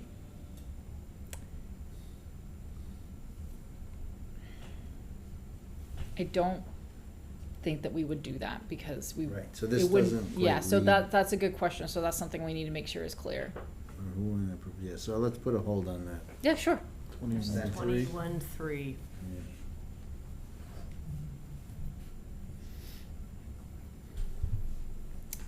Twenty-two three, scheduling an accrual. We are adjusting everybody to all align on July 1st. Yep. There were a lot of issues that were happening over the years of folks either forgetting that their time was about to expire and then they're out for a whole month straight, or really having to have our other staff, most notably the town accountant, heavily track folks individually, so this makes everybody on the same scale. This also helps with budgeting, right? So you can anticipate the time that's going to be used. So if I carry forward 2 weeks Mhm. on July 1st, Mhm. I have until the following June 30th. Correct, to use that extra 2 weeks. When it's accrued though, do people have to wait and it's backloaded to the end of the year? It's because they accrue, if they want to take a week off, they haven't accrued it if they're beginning of the year. Technically, you should wait until it accrues. Right. Theoretically, yes. But this is the excess you're talking about. Well, there's an accrual and then there's the excess. Right. Yes. Personal, you do get front loaded, so you do get 2 days automatically, and sick is, but sick is also accrued as well, so. So when you first start working here, let's say you get hired, April 5th, you don't accrue any vacation time until July 1 starts. You And then- you are prorated between April and July, so whatever that Ah. increment is, so you Okay. still do accrue, it's I just see. not, Yeah, you will just. but your instead date your accrual date, your date where you have you have that year between July 1 and Right, June when that 30th clock to use it. resets, Yeah, it'll start with gotcha. that. So that, Okay. that's where that is. Okay. But let's say you wanted to, you started April 5th and you wanted to take a week off at the end of that month, you will be in negative accrual if you didn't do Right. that, Which or you you're not do getting paid. permit with in certain cases, I guess, right? I can override it. You can, Mhm. like, I have my honeymoon, I just started, but, you know. Mhm. Typically, we negotiate it during the hiring process. Yeah. We'll say, I'm sorry, I have this vacation, and then we'll figure it out. Yeah. Okay. Yeah, I don't wanna lose an employee over that, but, long-term employees, it's a different calculus. I have a couple answers for you as you're presenting here. Incentive days are in lieu of, so DPW workers are on standby. And Yeah. typically towns compensate for that in some way in a contract, whether that be a stipend. We give days of leave based on how long you've served for the town as compensation for that off time. So example, if you've worked for the town for 5 years, you get 3 days of incentive time for being on standby for the entire winter. The max is 10 years, you get 4 days. It's like a stipend in the form of days. It's in the lieu of a stipend, yeah. And what was the max, sorry? The max is 10 years, you get 4 days, and you have to have served 1 year to get the 2 days. So you have to go through a winter cycle to be eligible. For holidays, you don't earn them if you're in an unpaid status to include FLSA. So you have to be in a paid status to get a holiday. Thank you, that's what I thought. You're right. You So have that's to what be I've been permanent. following. All right, so is Yes. we can go back to that. Is the language okay as written then? 21.3. Needs to be clarified. Yeah, I think you're right.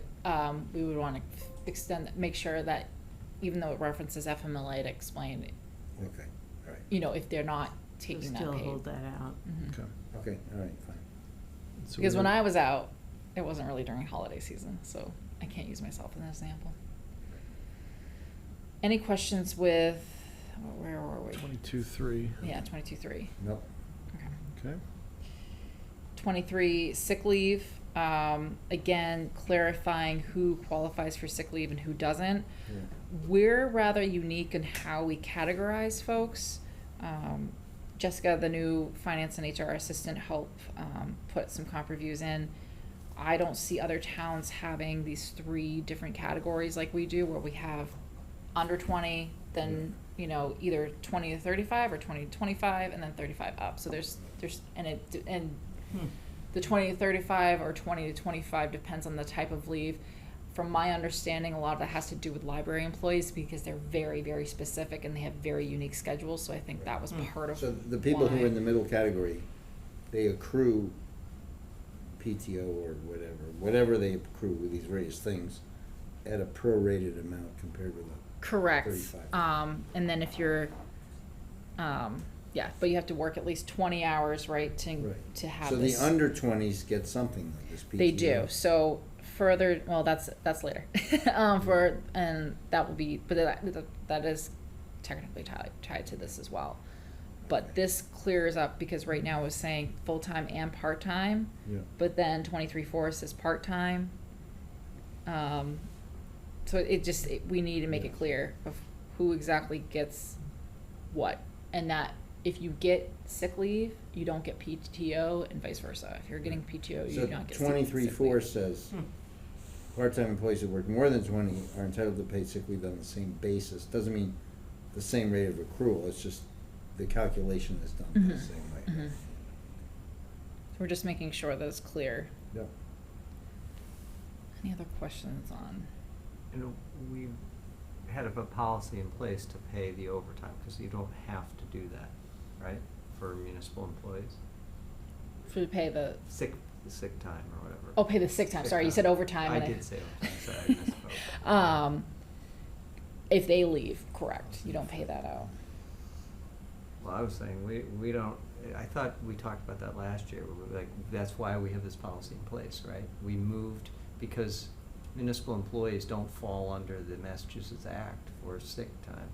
You don't have to pay sick time. I don't think anybody has to pay. Well, Right, if you right, have- that, If you have yeah. 10 Oh, or 'cause we more don't have employees- PFML, If you yeah. have 10 or more employees. Because we're not covered by PFML, correct? That's family leave, though, I think. Yeah, Oh, it is? yeah.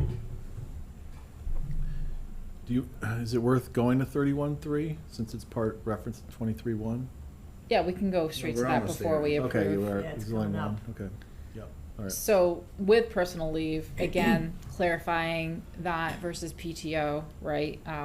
Making sure that instead of just saying, full-time, it's also part-time employees. Right. Um, So, or who part-time, work- again, they're getting, instead of 2 full days, they might get, well, you show it here, right? There's Right, some- prorated amount. So then with that in mind, this is where the PTO comes in, right? So instead of the sick leave and the personal leave, they have PTO. So earlier, we said part-time employees who work more than 20 hours. Mhm. And here we say 25. Right, so that's where I was mentioning we're unique, where I think there was situations that this was addressing with specific employees, particularly part-timers in the library and other departments. And so it was making it so, and so I wasn't privy to those conversations, but there's clearly, they, depending on how many hours, depends on if they have personal, sick, PTO. And it's unique where some of them, if you're over 20, you automatically get this. If you're between 20 and 25, you get this. If you're over, there's, Wow, okay. so it's still complex, but at least with this, It's just the PTO, it's like Yeah, yeah. right, at least 60 with this, 12 hours. you do, there is clarity for the finance department to pay properly and make sure it's consistent.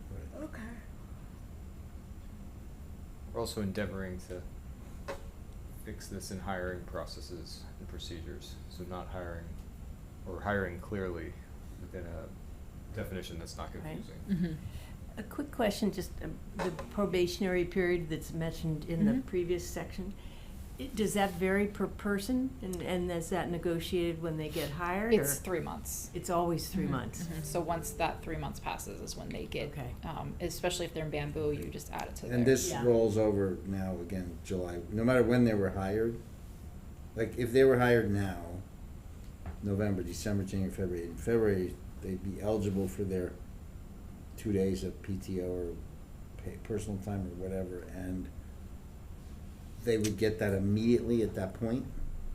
That's a good question, because this needs to also address that. And would it roll over, like, again, in my example? Personal leave does not roll over.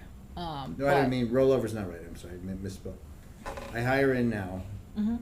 so in February, I hit my 3 months, I get something, we'll figure Mhm. that out. But then fresh clock happens July 1. Mhm. Even though I just got it, do I get the fresh, at that point, am I treated like everybody else? I just get a fresh 2 days, because you said the 2 days, And that's where I think we need to clarify if that would be prorated between February and June 30th. to normalize everything. So that's to- something, okay. that's a good question, All to right, make so you sure need that to that's kinda clean that up. clean in here as well. All right, so So 30. do we want to hold this one out then? Sure. This is 30. 31, 30, I think. Yeah. And I'll 31.3 is where It might be that would 30 it might be or 31. 31, 30, this is, or 31? I would just say personal leave? 31, Just just clean all it of the 31. sections. 31, okay. While I'm on here, just to note, if you have any questions, we'd like to redact the 1 hour increment, just because it's already not being enforced. It takes a lot more time to enforce it, and So you it's can just take 20 minutes? of personal time? administratively for the finance department, they don't care. So I'll say it that way. For them, it's just easier to process it than having to go back and enforce everything all the time. So Well, even this if, other one was half an hour, so I mean, right, and it's not can consistent. somebody either. say I want 10 minutes to myself, I'm gonna take PTO? Like, Theoretically, yes, but Okay. if there is concern with that, we can map it. no, out, I mean, so- I don't, if you guys can manage it, are people asking, Mhm. or people typically would take a half a day, I would think, or something, right? I would say usually people aren't doing 10 minutes, but, Right. They may say, I have to take my kid to the doctor, I'll be an hour Right. late, I'll take PTO, right? right, and I think that's what we're trying to make it so it's flexible for them, Okay. right?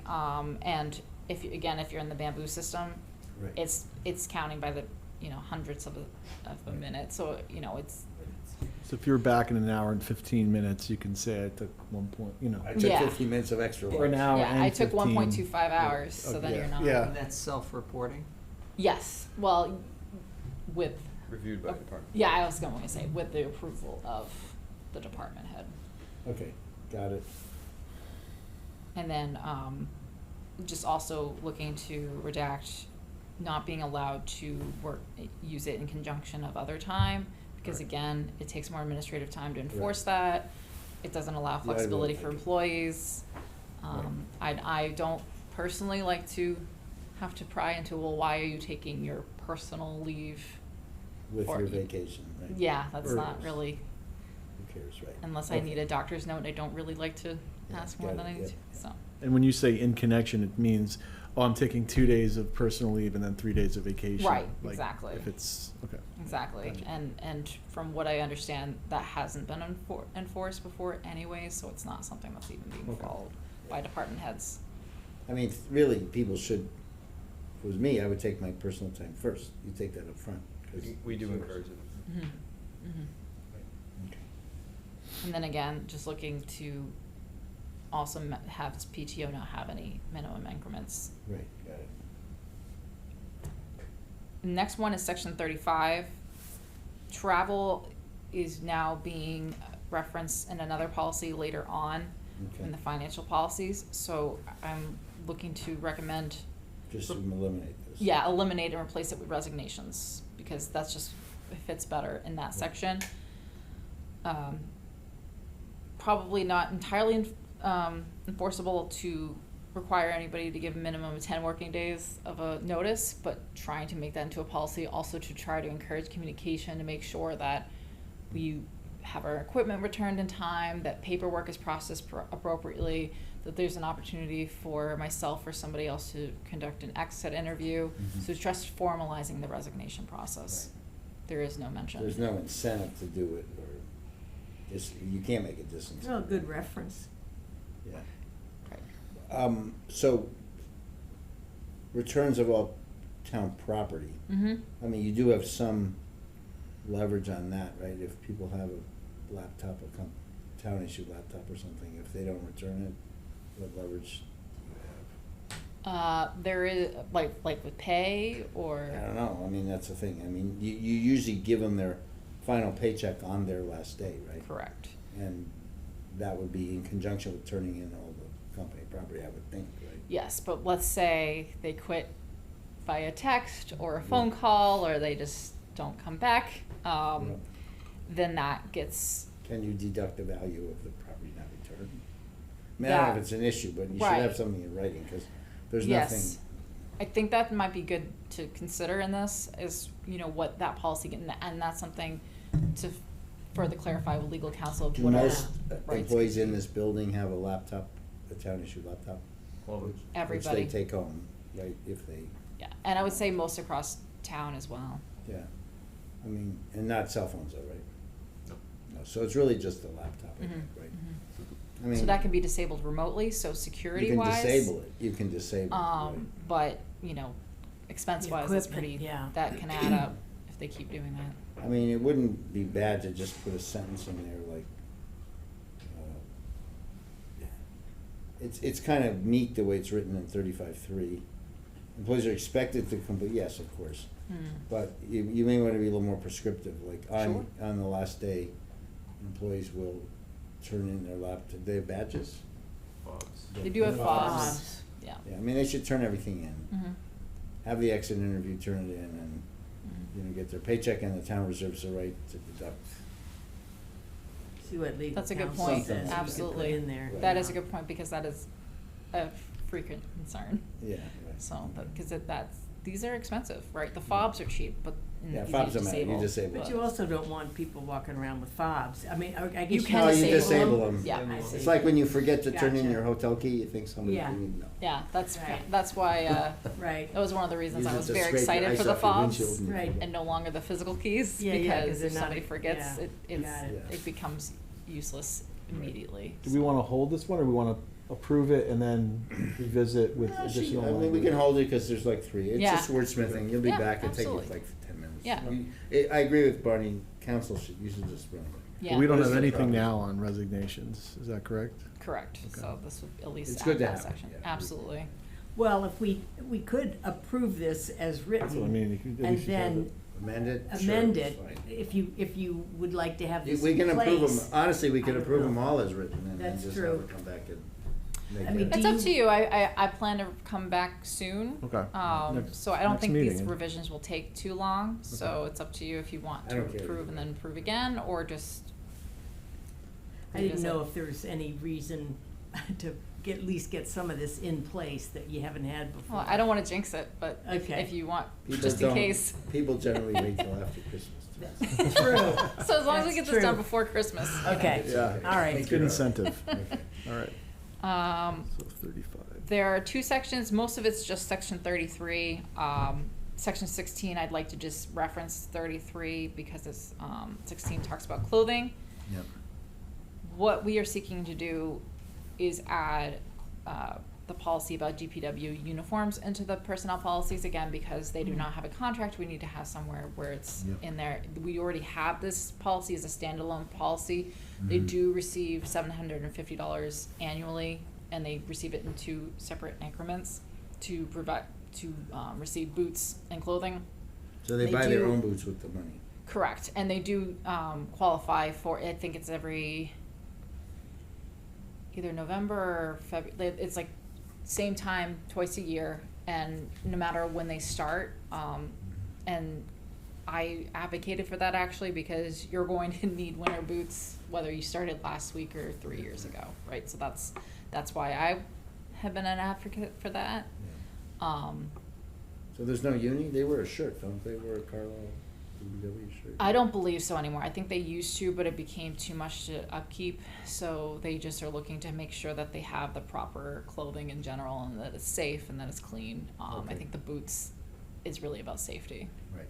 Well, the boots I get, but, Mm. so they don't wanna wear shirts, I think. Yeah, I was wondering, They- well, appearance at the- standards, are at they? the- Jacket, I Are mean, they the uniform? problem is when you go, it's more expensive for us to actually provide. It is them. expensive because there's the cleaning fee Those guys and tend to wear shirts. Yeah. from my understanding, there was, there was a lot of stories as to why it I mean, was it not looks working nice, for them. but, I mean, you have to, police have to have a certain look. right? Sure. Sure. And so I get that, Mhm. but you pay a tremendous premium for those. Yeah, so I know. to Distinguished outfit a police garments. officers goes into the Well, even if thousands. you're DPW, I'm guessing if you go to these specialty clothing, so you'd Mhm. be paying. Right. So it's easier for them to go to, Yeah. We buy fleeces with Yeah. information, and they all, Right.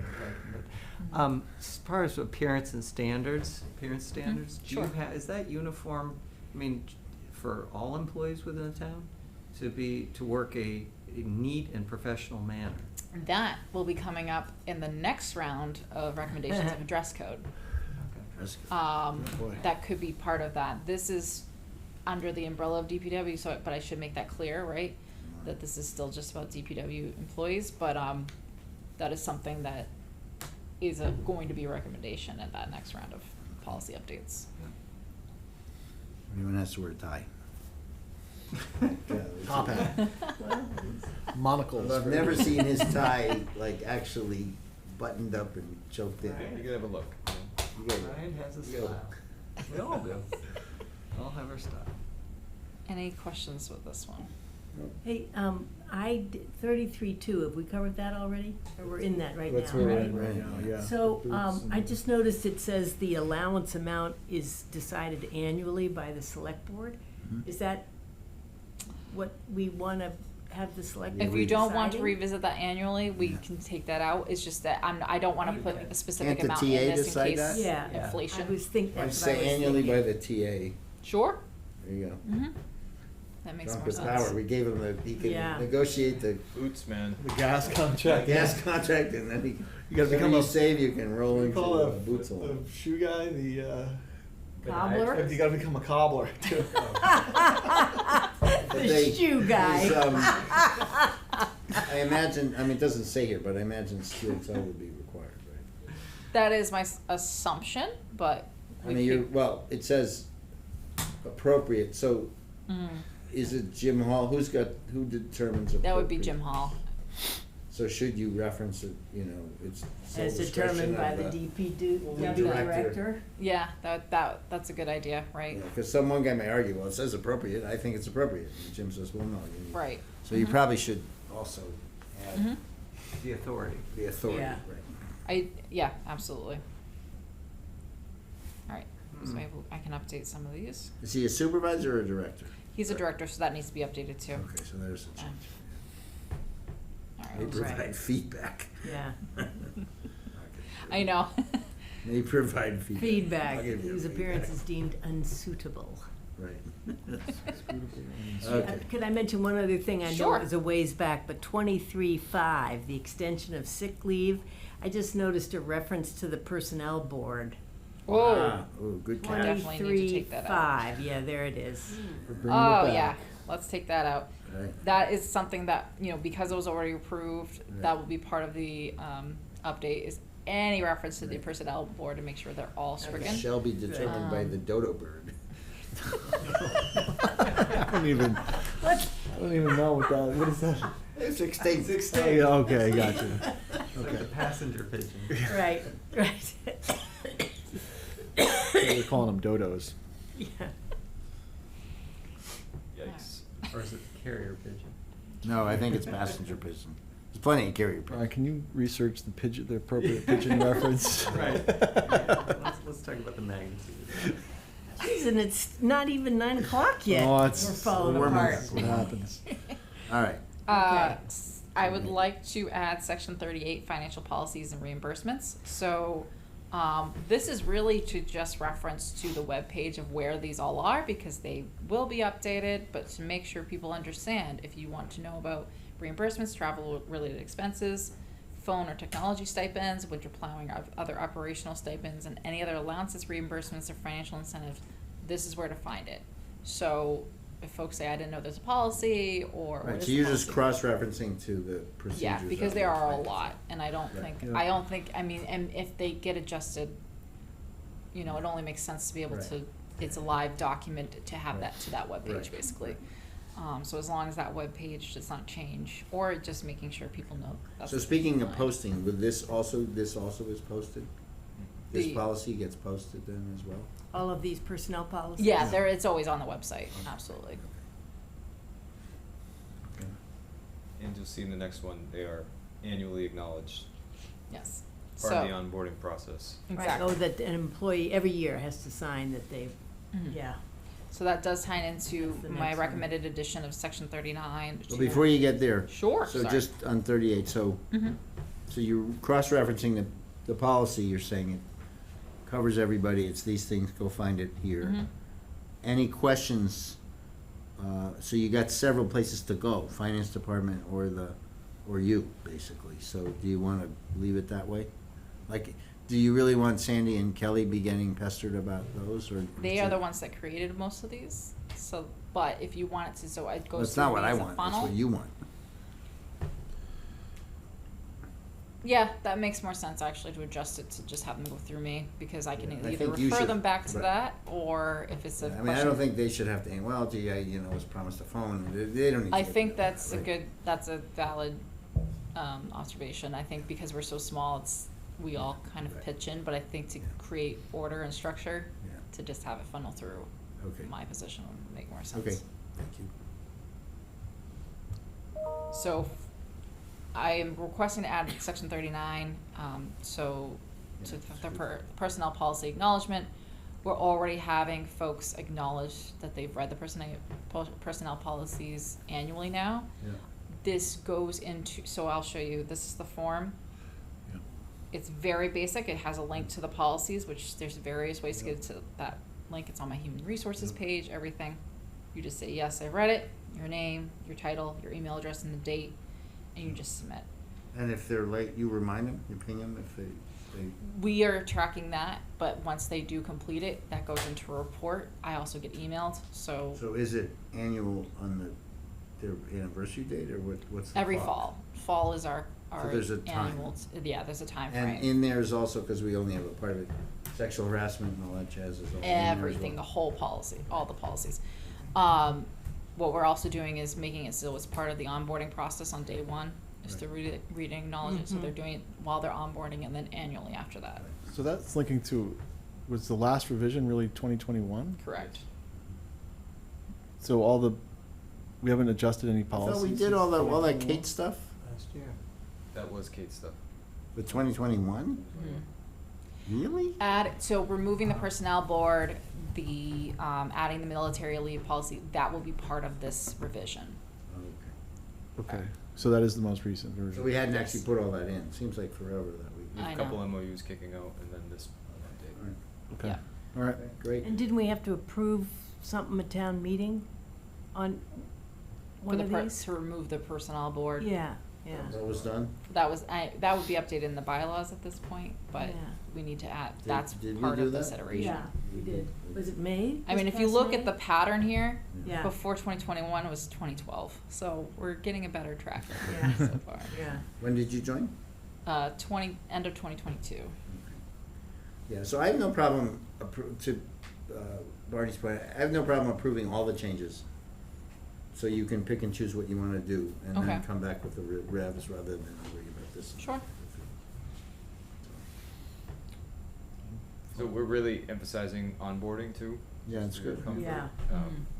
I'm not letting people start working until they acknowledge personnel policies and complete the onboarding process. Yeah, And if you know anything about your town, department heads really want their new employees to start working, so Yeah. it does work. Yeah. Annually, we're 3/4 of the way there Mm-hmm. with annual training. The problem is, when we do annual training, as you know, we have to shut down the town in a Yeah. lot of senses, so we're well, getting better. annual training, but this is just annual self-review, right?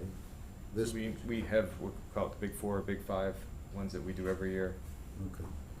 and we track You them. do them employee-wide? Remember, we had one earlier this fall, I thought, We did. right? Yeah. Particularly difficult with a lot of the part-time Yeah. employees, so we're pretty compliant. We feel good about the liability, but Yeah. it's not as easy as it sounds. No, I know, believe me, I know. Okay, I move to approve the personnel policy as presented with the understanding that the HR director will return at a subsequent meeting with Some revisions as suggested by the select board.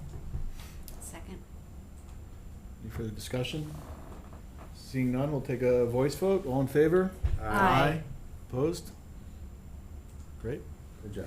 All right, thank you all. Thank you. Appreciate Thank it. you, that's a lot. Thank you. Yeah, that's a lot. And then, More to go.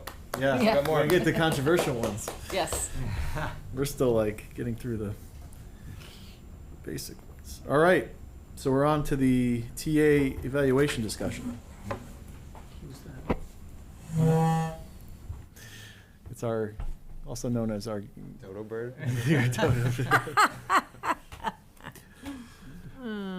So do you want to, I know you provided the memo, and do you want to walk through the memo, Ryan? Or how do you want to Sure, proceed I'd be with happy this? to. Okay. This process isn't that dissimilar from my previous years here, and contractually, we need to agree on this process. So this is what we do annually. This week, or early next week, if you'll give me a couple days' grace, you'll receive my self-review and supporting materials. Then each board member would complete an individual evaluation and schedule a one-on-one meeting with me to go over that. Yep. At the conclusion of that evaluation could be finalized if you want to make any changes, and then that goes in my personnel file. But you would then send a summary to the chair of your evaluation for consolidation. And the chair is only allowed to take what you put and consolidate it into one They can't change it. So that public paragraph will be published. Consolidate as in Put it all in one document. Assemble it, just. assemble it, not Yeah. synthesize it. Can't send Nope, And is it Can't edit Travis it. said this and Dave said this, or is it just It'll be member your A said statement. this and It'll- member B said this? no, it would be your, If you look at the review doc, which I think is in here, isn't it? It is. Yeah, that's what I thought. There's but that, there's no editing, there's no, yeah, whatever you write at the end there. So hopefully by before the December holidays, we would complete this one-on-one. You would send your summaries just after the new year to the board chair, and then in January, the aggregated summary would be presented. So are we evaling you for fiscal '25? Yeah. Right, so What we stuff can do, just to get it on the same cycle, because I think this is a better time of year, Okay. the last 15 to 18 months, if you so choose, just to get it in one So reading. we can bring it up to current. Yep. thank you. Have a good night. Bye-bye, good night. Thanks a lot, Aubrey. Aubrey. So, just again, to summarize, you would complete the form with scores, talk to me, maybe you change your mind, maybe you don't, and then you send a public summary and scores to the chair for aggregation. But also, isn't there, I thought I read here that at some point we're filling out a paper that both Yeah. both parties sign, Yes. right? That's the one on And that happens either at the one-on-one meeting or if there's some change. So you would review that with me in the Yeah. one-on-one, and then if you're done, great, we sign it. If you Yeah. want to finalize it, then we sign it after you've done that. And Yeah, that goes into my file. yeah, okay. And that's not a public document. The one-on-one, and we don't see each other's detailed document. All we see from each other is the public paragraph. But you see all And of the them, or you number. don't even see them? No. And the rating, the number. Yeah. So this whole, like, this whole form that starts on page 68, that's Yeah. the whole form, right? 66, yeah. Well, there's a form with, right. and Yeah, then Oh, I That's- see, you're not that's- reading. There's a lot the of verbiage here, preamble, but yeah. then really what you're talking about is the little score thing on page. Yeah, this is pretty much what we, I think this is 71. what we did last year, isn't it? Were there any changes? Nope. Yeah. Yeah, I wondered if, did sets the standard, exceeds expected, nothing, those categories haven't changed by name. They have not. Okay, it's pretty straightforward. There's a little typo there, but I'll send that to you later. All right, The okay. key thing is anything, that summary paragraph, the public paragraph you send is published as is. Right. It's not, hey, here's, make this, so you just want to, and that's the public piece that we all see. Is and the public score aggregated? The score, the, The scoring is aggregated though, right? the, The chart above it, so I get it that the comments go as is, but then This overall Overall performance performance average, average. we're sending you that you whole thing, consolidate right? that And then into you're, one number, right? Yes. yes. Right, okay. what do you, I'm just curious, that's kind of interesting, that you are allowed to do that, which is subjective. You're actually allowed to do both. I think the other one you're allowed to do too. Are you? Yeah, the school committee does that all the time. Does Well, I don't what? know, it Used means to. you're allowed to do it. Yeah, you can synthesize, the chair has I believe, We could give them the authority, the right? chair could synthesize the comments into. well, what did you do last year, Travis? We did it the way, Exactly, I asked you to do it, and I put it exactly as, Right. as written. But you don't- I don't think We it's- sent you the I don't think it's qualitative statutory. scores, though, Yeah, right? and then I added them. I mean, the or- quantitative, And, yeah. you trusted my math was correct. but it's not, I do Travis? not believe it's statutorily mandated. Required, yeah. Right, that's Yeah. why, but I don't know that, but I've heard that that was the rationale, is that we should not do that and let the chair, because the chair has, but I think, as a board, if we want to designate the chair to do anything we I'm- want, we could do I'm that. agnostic. You can't. So You that, can't. that would be a violation of open meeting law. For him to synthesize the comments? Yes. Because you're taking I don't- four people's comments and I disagree, because when we do editing of documents, we say, send your comments to the chair. You're not supposed to do And that. then the chair Well, we're trying now to have it go to Gretchen instead of to a so chair. the chair can display the edits and comments in a document, but they cannot take your comments under advisement and make changes. really? In the document, yeah. Even if after the fact, we say, we read what the chair has written, even though it's an amalgamation, we say, we're in 100% support and we vote in favor. You can't do that. That would be a meeting. Well, I Well, get that. That's That where would we're happen having at a a meeting. meeting. We're having a meeting, and Yeah. we're saying, okay, the chair wrote this, you just happen to have some. I thought it seems stupid, because I thought what they're trying to adjudicate is serial, if I send my document and then you send, then we are having a virtual meeting. But if it's blindly sent to the chair and we don't know what the other people are sending, that's not deliberation. That's just me saying, hey, No, but I I think recommend the this. step of the chair taking those individual Or comments. anybody on any committee. Yeah, doing on it. any committee, putting it into a new document that shows Yeah. that this new, Couldn't it be that's the chair's opinion? Right. The chair just happens to get information. You could went on ChatGPT, went on, he's getting information, or she, and then, we vote and say, that's what, as a I think collective. we could challenge it, but you know what, let's just leave it the way it is. yeah, I mean, this, Okay, so it's published, whatever we write. Yes. yeah, in this last section here, Yeah, right? it's okay. We're only 5 people, so it's 5 If you comments. don't do it that way, and it was challenged, then it would become public. And I would prefer you don't do that. Yeah, yeah. And I just want to clarify though, so then the above this last, so on page 71, the overall performance average, are we providing to the chair Your score. just the ending score at the No, bottom? whole table. No, each one. And then will the chair sorry. average each of the lines? Yes. Yes. Oh, that's the what I- idea, okay. So why bother to have the average? Why make us do extra math? We should just put our scores in there. Well, because it's useless, right? You're gonna average something different. That's than- correct. You are correct, sir. Right, so there's no point in averaging, it's irrelevant. You don't need to average. Right, we're just You gonna just, give you this. you just put in your scores down Right. through job knowledge, okay. Right. I'll add. David- Oh, wait, overall. goals. David is just We saying have to he's not do- average, that's all. But the goals are, we also, or based on what Yeah, you how send did us, he do in the goals, we're right? going to. Which give one you might a argue, I mean, score it on gives goals. equal weight to everything, but goals is probably the most important one, right?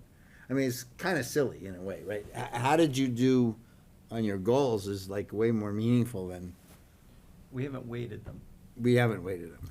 And on the other hand, though, one could say, yeah, but is it fair to weight the goals if things have changed over the last year, so it requires. No, we're not weighting the goals, we're weighting goals as a, if there's 1, 2, No, 3, I 4, mean- 5, 6, 7 things, each one's worth 15%. Yes, Goals is only exactly. worth 15%. Yeah. It's the same as customer service. No, but which- I'm saying if you Yeah. were to give it a higher percent, but you're not allowing for the changes that happen over the course of the year where the TA had to change his or her goals. I don't, based you're on the not, no, change we're, of- we're I think not, we're that- not communicating.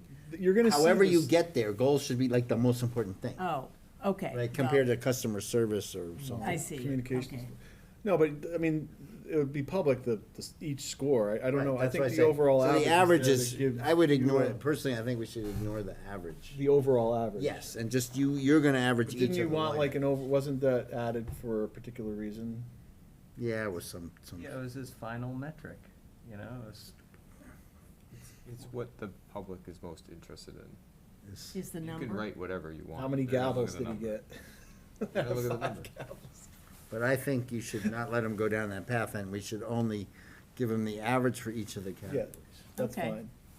in my Or opinion. give me your score for each of the categories. and Well, I'll- we certainly will You do get that, to but I average mean, it. Yeah. don't, the public will, you're right, they'll say, well, he was a 5, or, no, make them look at each one, like, make them do some work if they really wanna look at it. this is a discussion that we have to have in open, and it's valuable, but I think we should ask the TA Yeah. if he wants a one number score, because he's had one since he started here, and that may be valuable to you, I'm asking. I think it doesn't matter to me. It doesn't? Okay. There you go.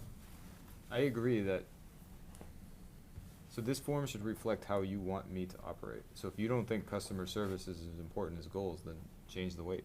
Well, there's no waiting, we have no, Right. we have no And we don't wanna get ability into to weight weighting. them. This is a 1.2. We don't need versus to a- weight them, we just say, This is how you did he's them. really great on, Ryan's really great on leadership management teamwork. He could use a little work on communication skill. It just gives us, it makes it a more nuanced review, is my point. But yeah. Well,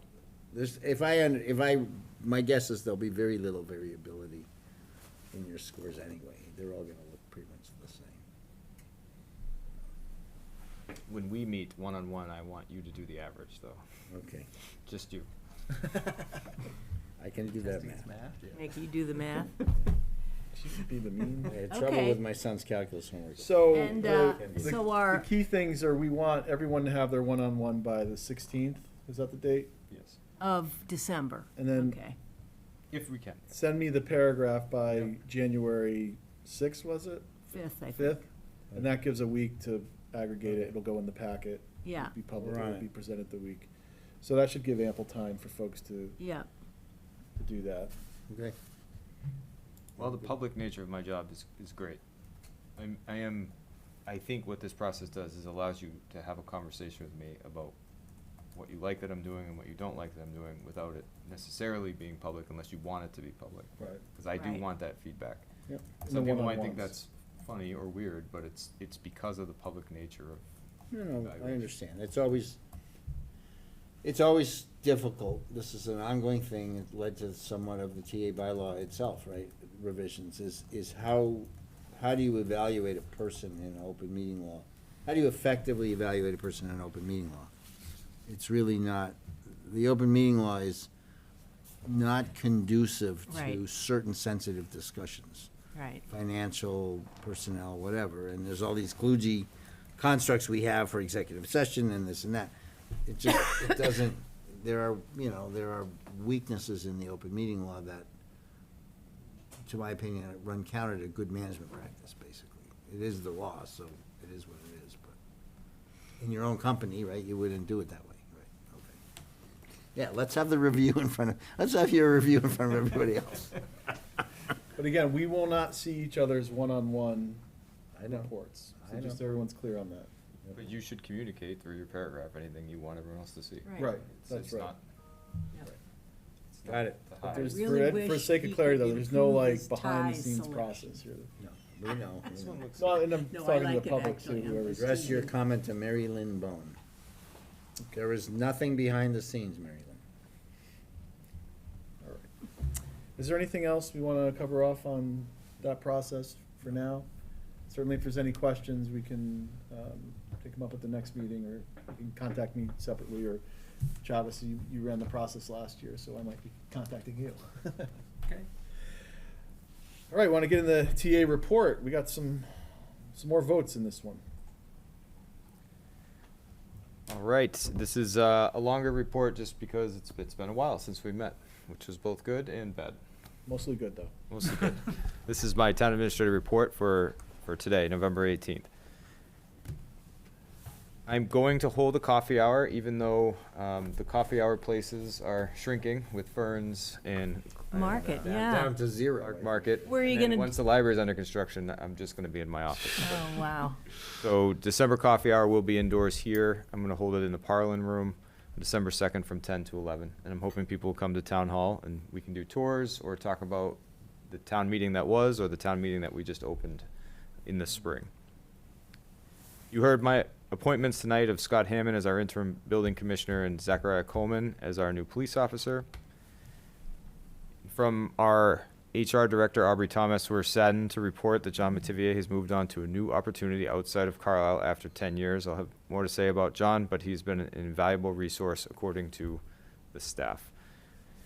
Scott is our interim building commissioner. He's been on call for several years, working under John's guidance, and has served as primary commissioner on multiple occasions, so certainly qualified, and it's definitely helpful to have him here with his Carlisle experience as we explore future options post-John. I also wanted to talk a little bit about Mr. Coleman, who's now joining our police department. He has 15 years of experience in the Drake Police Department. He was a canine handler for a while and has several credentials that'll be important for our department. He's also a veteran of the United States military, and although it's not Army, I still recognize his service as in the Coast Guard. For department updates, I'll read this verbatim from Chief Amendola. We did receive a burn justice assistance grant. These got announced by the state a couple weeks ago. It's an essential source of funding that helps police departments enhance public safety and improve community trust. It allows agencies to purchase critical equipment, support specialized training, and invest in technology. So Sergeant Mastro and Kirk Bishop, our communications director, collaborated to secure a grant to enable the department to incorporate modern tools and practical strategies to enhance our police department and initiatives. The total of the grant was $26,250. You are moving on, your Audubon Lane study. This was the resident who came in and talked about the stormwater. Nitch completed this study. I'll be forwarding it to you this week for your individual review, and then I'm going to work with the chair to schedule a time for you to discuss it publicly. That is now complete. In your packet, you'll see the PowerPoint from the legislative breakfast that the MMA was hosting. This year it was in Chelmsford. I sent Gretchen to represent Carlisle. While many of the themes echoed previous discussions that you're familiar, regionally, funding for infrastructure, schools, and rising mandatory costs such as health insurance were the main topics. And that'll become a theme as we start to work into the budget process. So I encourage you and the public to review that information. The MMA also had a report on what I would call the inefficiencies of Prop 2.5. I did send that to you. That is an important read, I think, and something that is demonstrating why there are so many overrides, not in our region, but statewide. Sarah, our sustainability coordinator, attached her semi-annual report on the CCA. So recent trends show that the CCA is no longer outperforming the basic utility rates, but we still believe that the CCA gives us a credible long-term strategy for people looking for that type of sustained rate fulfillment. So review that. It's definitely good information. We are trying to provide this to you every 6 months so that we can properly inform the It's next coming up though, right? CCA contract next year, I believe. Oh, it's not January 26th. It could be. I thought I'll look it up, okay. All right, your first vote here, the transfer of the DPW SUV to the COHS. The way it goes, as we try to maximize our resource, is when a police vehicle is decommissioned, it's usually given to Jim to serve as the director's SUV. The COHS, in conversation with Jim, asked that they got his hand-me-down from the DPW in order to improve their efficiencies and reduce costs. Why does this matter? Because of the way the COH is, without a home base, the employees have to go and do things, go get supplies, go to events that are not necessarily here, and we are required to pay mileage when they do that. So we believe adding this SUV to their fleet would allow us to test whether or not using an internal vehicle would be more efficient, cheaper, less wear and tear on the personal vehicles. It's also not required that a person have a personal vehicle that they could use for this, so it'll help with long-term recruitment. But is it also, so I also interpreted, but maybe not correctly, that they could use it for transportation of smaller groups, or are we not allowed to do that unless it's got full ADA stuff in it and everything? So we can use it for that. My primary concern with that is that's an increase in service that hasn't been discussed with you in the finance Well, committee. no, it's just a choice of, you don't have to take the if two people need to go somewhere, you don't need to You have to take wheel the out whole the big 14 thing. passengers. Right. I think it's worthwhile trying it, but I would ask the town administrator to come back with this at some point, a year from now or whatever, and tell us if it really is less expensive, because it did occur to me that adding an additional vehicle with that has high mileage on it could have, lots of expenses associated with it. What's the mileage It has of an, this guy? it's in it, I don't know the exact figure, but it's That'd be over 100,000. 6 figures. It's over. yeah, and that you have additional insurance, you have, the tires, at the end of the day. It's not It nothing. may not be as, and that's why I think it'd just be helpful to know. Okay. So based on, sorry, I was just gonna say, who's gonna maintain this SUV? I mean, the DPW. they still maintain it? We have a mechanic. Any costs associated with the vehicle, the COHS has committed to paying as well. But to Travis's point, $50 to $75 a month is pretty low. Yeah, that's fine. Right.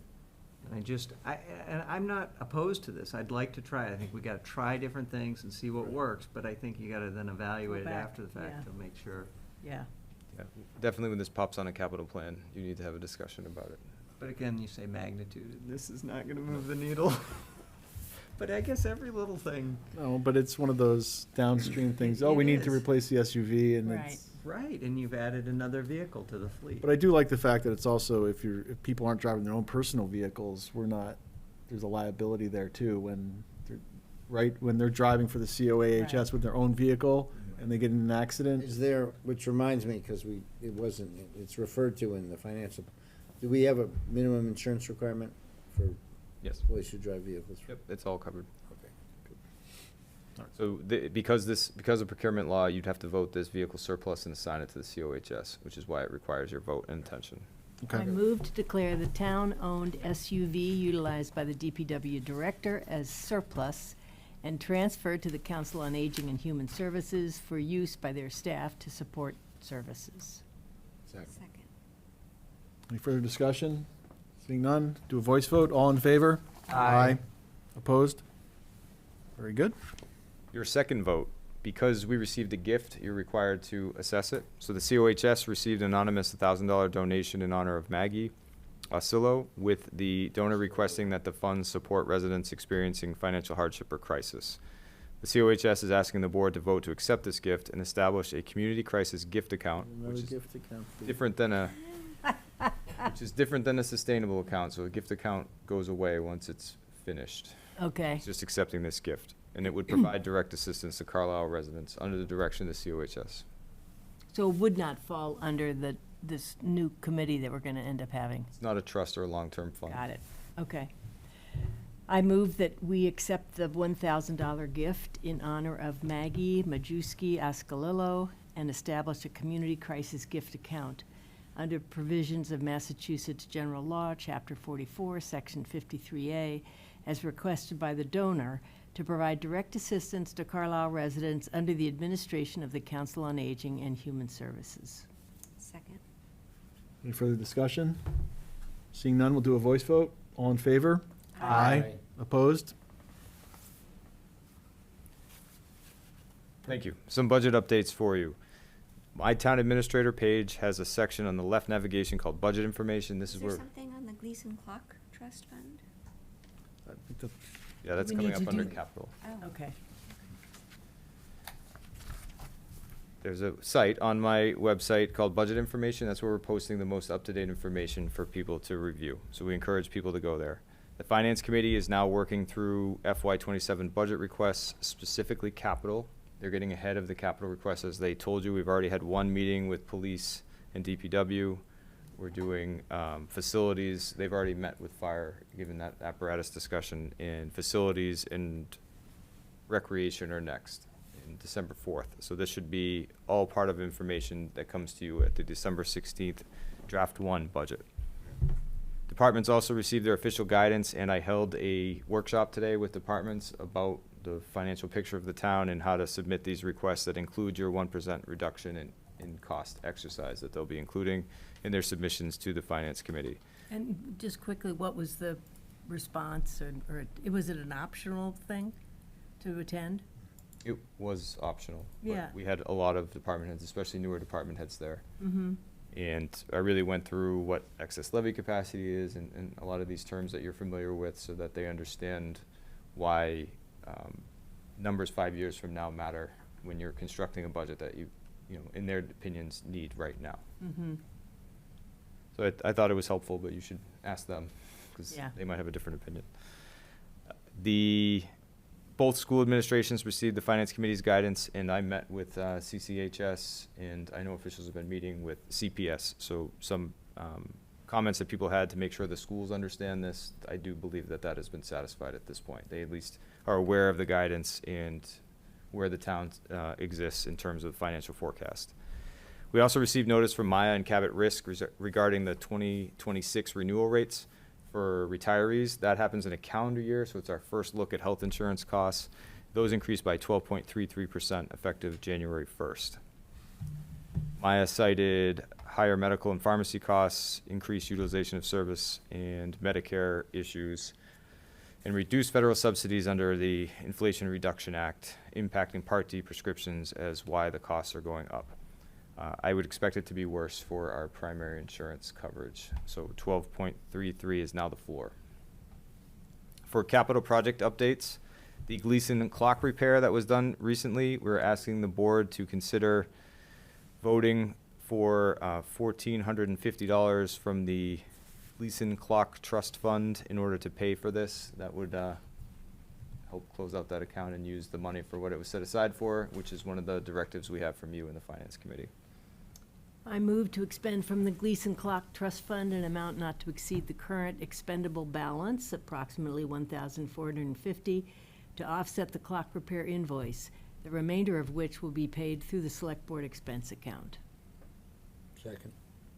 Any further discussion? Voice vote. All in favor? Aye. Opposed? The elevator project is now completely bid, with the apparent low bidder being New England Builders and Contractors. They had a total proposal of $1,045,382 with an alternate, which is a maintenance contract of $6,000. This does exceed the town meeting appropriation by about $6,000. The MFC committee agreed to earmark $25,000 from their maintenance funding to support the project's completion, and we're awarding that contract this week. We did check references, and we are ready to award the contract. And when are they thinking they would actually do the work? Do we have a sense of that? The lead times for this equipment is still in the months range, but when we started this process with the last contractor, they were going to do some of the work within 3 to 6 months. This is 3 elevators, right? 3. So we'd likely focus on the library and town hall first, and then try to time school for the summer Yeah, when students aren't using the elevator. makes sense. Boston Mechanical started the construction process for and held a kickoff meeting, and will start this week on the HVAC and weatherization project at the brick building. I'm sorry, the weatherization project is already done. The HVAC will start this week. The heat will be shut off in the brick building, so there won't be a ton of disruption to recreation, but people should wear coats. And then it'll be way better, including the summer when you can condition the air in that building.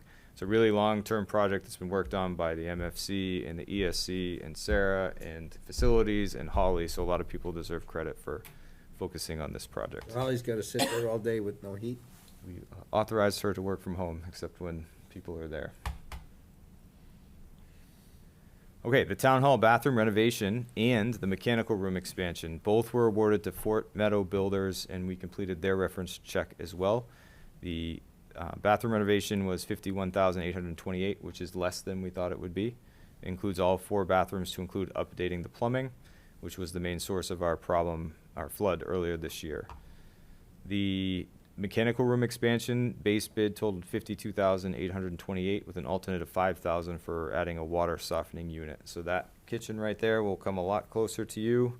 That room will expand and allow the mechanical room to accommodate things in the future like PFAS filter and anything else that's needed to help with this building. So taking advantage of that space right there that's not really needed in order to help the long-term viability of the building. And just for context, one of the reasons that we're doing like the water softener is that the acidity in the pipes has been causing pinhole leaks. Because of that, we, now are gonna have to look into replacing copper in the building or pipes in the building. Anyway, with PVC. Probably, yeah. Yeah, I think all the new plumbing is typically done that way. Okay, continuing on, cemetery mapping and software implementations. The GPR portion of the project is done. Mapping all the graves and underground space at the cemetery, which is both interesting and something. The cemetery is mostly laid out. We're 1 or 2 mapping sessions away from completing the maps. Gretchen has been assigned to this as Jim and the cemetery committee, and they're just doing a great job. We finding any graves we didn't know were there when we do We're that? finding things. I'm not ready to say all of it publicly yet, but we are finding things and fixing them. There's no like graves, or I don't want that to come out weird, but just anomalies in where things are and what we thought we now know. And Like that's gonna help. ledges and, yeah. Turned graves and things that are. Yeah. It doesn't soil shift things around, right? I mean, Yeah. some of those graves are a couple hundred years old. right? Yeah, but if you remember during Jim's presentation, we're not going to be probing the ground anymore. We're going to know where things are. No, I know that. I understand that. But I wouldn't be surprised if something had moved over the centuries. But also maybe is in a different position than what it was. Yeah, orientation. Well, and there's ledge and there's. Yeah, all sorts there's all sorts of stuff. The road maintenance project is complete. Our paving projects, as we've talked about many times, with the school facilities parking lot being done this week. Oh. The residents Good. of Pheasant Hill have encouraged you all to come and walk their new road with them. They're very pleased that I mean, we don't get a lot of successes, so I'm celebrating it, but they came to a public forum and expressed a concern, and it was addressed by the town, so. Is that a parity road? It was a road that was delayed because of the drainage problem at the end, and you invested in the engineering and fixing that problem and then doing a top coat that should have been done 2 or 3 years Remember, ago. they were the ones that never got their final paving. All right, quickly through CPA projects, the Banta Davis track rehabilitation is complete. The Dimmitt Park study is out again to a designer, and we should be contracting with them this week to get a update on the design for that project and as a potential CPA project in the future. We have re-engaged with the hydrology studies to get more information about that. Megan and I are working on that specifically. And we have a meeting planned next week and discussions to come with you in December about the Bog House Affordability Housing Feasibility Study and future projects there. So that's going to be coming to you as a decision point in the next couple months. It's not really a decision point. It's more of an update of the information, I think, right?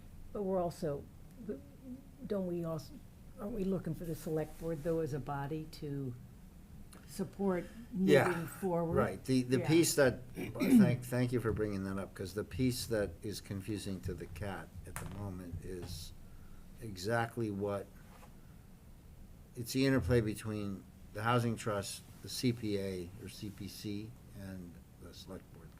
So my understanding is they're coming to your board It's not clear to me what they're asking. Like, do you need to authorize something, or do you need the select board and then? No, the CPC, we authorized the money for these feasibility studies. Right, that's already been That- done. That's done, so if there's something new that's gonna require funding, that could theoretically be Well, a new project application. One of the to members who CP. I think Okay. sometimes gets confused by things seems to feel that they need to petition the CPC for some things, but I'm not, I pushed her your way, so.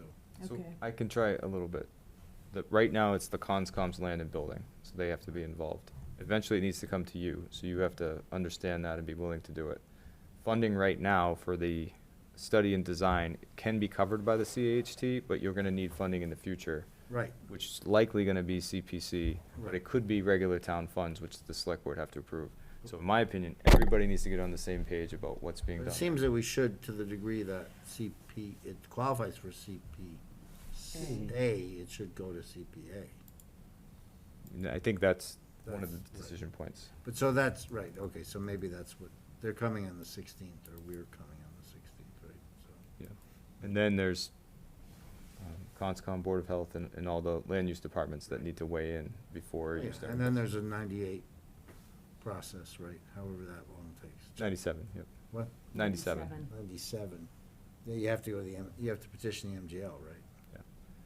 Which is not overly difficult or overly expensive, but it is money and time, so we Right. should get Well, it. there's that, and then the question, I mean, are we approaching I've been cautioned to say, a Habitat for Humanity type organization about partnering, right? Yeah, undefined. Right, and so there's a lot of steps in the chain. So I'm glad that we're having the joint meeting, because I think in the siloed way, people are getting kind of confused on the total stories. It's one of those building projects that needs the shared vision for something this complicated to happen, Right. so we should spend some time on that goal setting. Right. For building construction projects, the library renovation is at the cost estimation and then what to do next phase. So that's gonna be coming, and more information will be available once those final numbers and decisions are made. So will there need to be more money, or will there need to be a pare down in the project? How are we going to accomplish one or the other is what's being discussed with the library right now. The police station renovation is heavily monitored, weekly meetings. There's a lot of construction going on there. The police station building renovation committee is meeting Friday to review everything, and they've assigned 2 members to the weekly meeting in order to follow the updates.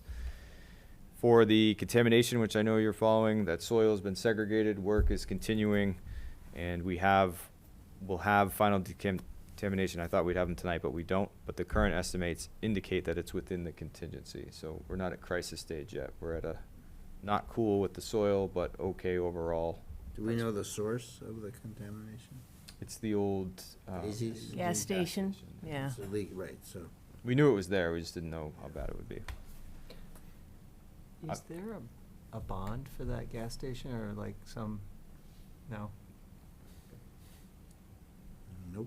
It was a leave it alone type thing, and then now we're gonna disturb it and then say leave it alone again. In 30 years, they'll do it again. Simplified, it's obviously more complicated than that. You know about the fire station renovation passing at town meeting, but just wanted to say one more time. And then, so I have proposals that I'm signing tomorrow with Tecton and CMS that are less than the amount approved at town meeting. So you're gonna have about an $80,000 design contingency, which was always part of the plan with that 1.4 million. And then they are right now tracking that they can make the timeline of town meeting, but it is an aggressive timeline, which means that we have to stay on top of it in order for it to work. And then the DPW building, your chair has scheduled 2 meetings, discussions about this in December. We've invited the appropriate folks. 2 meetings. What was it? Yeah, well, we have our meeting tomorrow, so. So the first discussion is gonna be reintroducing you to the conceptual design, the project potential timeline, and the anticipated costs, so you can decide whether or not that's acceptable and you wanna move forward, or you wanna have more discussion about that design. Major implications on the timeline for one or the other. Upcoming topics, the budget. You're gonna talk a lot about the budget. Residency requirements is an upcoming topic, just to remind you to get into that mind frame. And then you will be reviewing your goals and my goals at an upcoming meeting as well. We approved a slew of Rotary signs, as we always do, and you have seen. And then I have a few recognitions that I would like to do. So first, Jeremy and Lane from the DPW enhanced capabilities by earning their CDL. I'd also like to give credit to Jim for finding a CDL course in Chelmsford that was about a third of the normal cost. We started offering this paid CDL license as a recruitment tool, and it seems to be working. So these licenses authorize them to operate the large heavy trucks, which means our crew is now fully capable of handling the winter in time for winter, which is great. They had to pass written knowledge exams and a driver's test and a difficult skills test in order to get this license. So thank you to them. Town meeting, I thought, this is my personal opinion, was a huge success. A lot of people deserve recognition for just the way it ran. The outcomes are important, but the way it was run was very good in my opinion, because I had a lot of concerns about it. So I'd like to thank Ashley and her staff. I thought the efficiency of processing voters was good. Aubrey and Gretchen did a lot of work leading up to the meeting to include, and I did some of this, so I understand how labor intensive it was, printing all those warrants and making sure that everything was done in time. And we had about 12 hours to do it, if you remember, because of all the last minute decisions. Julie and the planning board's dedication throughout this challenging process was very evident. I thought Wayne did a great job with the town meeting and invested a couple dozen hours to make sure that it ran well. And then facilities, so Stephen, Nancy, Al, and Steve for their effort with a complex logistical setup that I don't think most people noticed. So that was a good effort. The COHS held 2 successful vaccine clinics last month now, demonstrating their coordination and community service. The October 3rd senior clinic hosted in conjunction with the Board of Health provided flu and COVID-19 shots to residents ages 60 plus, included homebound individuals. The October 18th community clinic held with Walgreens served 134 residents and administered a wide range of vaccines. They also accommodated 35 walk-ins, which I think is important. It ran smoothly, maintained privacy, and offered a welcoming environment. They also showed Hocus Pocus, which was timely at the time, and it ran without issue. So I thought that was great job by the COHS. John Mativier is my last recognition. There are many reasons to thank John for his 10 years of service to Carlisle. He's versatile, dedicated, and his contributions will be difficult to replicate, and it might even be impossible. When I arrived in Carlisle, John had just completed his service as the planning administrator, a role he took on while serving as the building commissioner. And this was to help with the transition in the planning department that ended with the hire of Julie. His commitment continued when Sylvia retired. John stepped in as the interim conservation administration. He told me he'd do it for a month, and I made him do it for 6. And he assured a seamless and critical transition from Sylvia to Megan, and provided Megan with a ton of support while she was starting to learn the position, and the support to Sylvia as she was starting to move into her new role. So the town of Lincoln is certainly fortunate to have him. His service to the community stands out, but I also remember his personal support he offered to me. His deep institutional knowledge, his guidance, and his willingness to help me made a difference for a new town administrator learning the community, especially on the land use side, which was pretty disjointed when I got here. His expertise in all the different categories helped me understand it better. Most of the new employees here have been mentored and helped by John, so his legacy will continue for a long time. So I'd like to thank him and just recognize, maybe a lot of people didn't know some of that versatility that he offered. Maybe they only knew him as the building commissioner, but he really should be a land use director or a town administrator somewhere, given his skills. He doesn't want to be, but he could be. And that is my report, unless there are any questions. Well, it's on my mind. How did the hazardous waste day go? That was in October.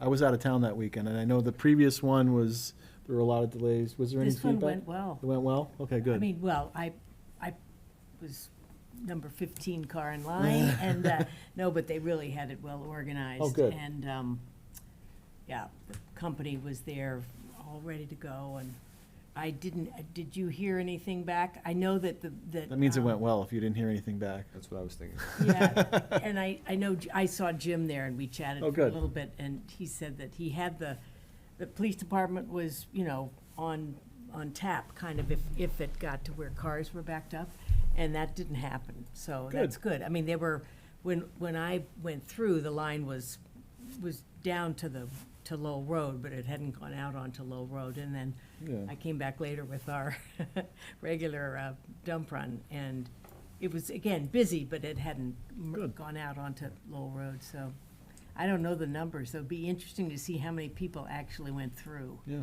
I can get that for you in my as next compared report. to last year. yeah. Yeah, Remember that was just a big. yeah. It was a Gretchen, different day, though, right? This was a weekday Saturday and- instead yeah. of being that Thursday, yeah. Gretchen does a lot to coordinate that, and so Yeah. does Jim, and they both took the lessons learned from last year very Yeah. seriously. So Yeah. Good. All right, great. So, my questions, I mean, maybe, did you do I imagine you did a pretty good debrief of Gretchen's attendance at the MMA. There's a lot of stuff in her PowerPoint, which is interesting. Like, the Commonwealth has collected more money than they normally do. Do you sense that we're gonna get more, what's your sense of that? How much flow down that might come to towns for the fiscal '27, I guess? Do you have any sense of that? I think it's gonna be pretty similar to last year. I think something that helps is it's an election year. I mean, they got 7% more collections, right? So that's a pretty lot. I'm hoping it's invested in building and infrastructure, Okay. because even a significant increase in our state aid wouldn't help us that much, but it would really help reduce the costs of the big capital projects that are hindering our budget. Mhm. Is there any movement to do that? Pushing really hard. Okay.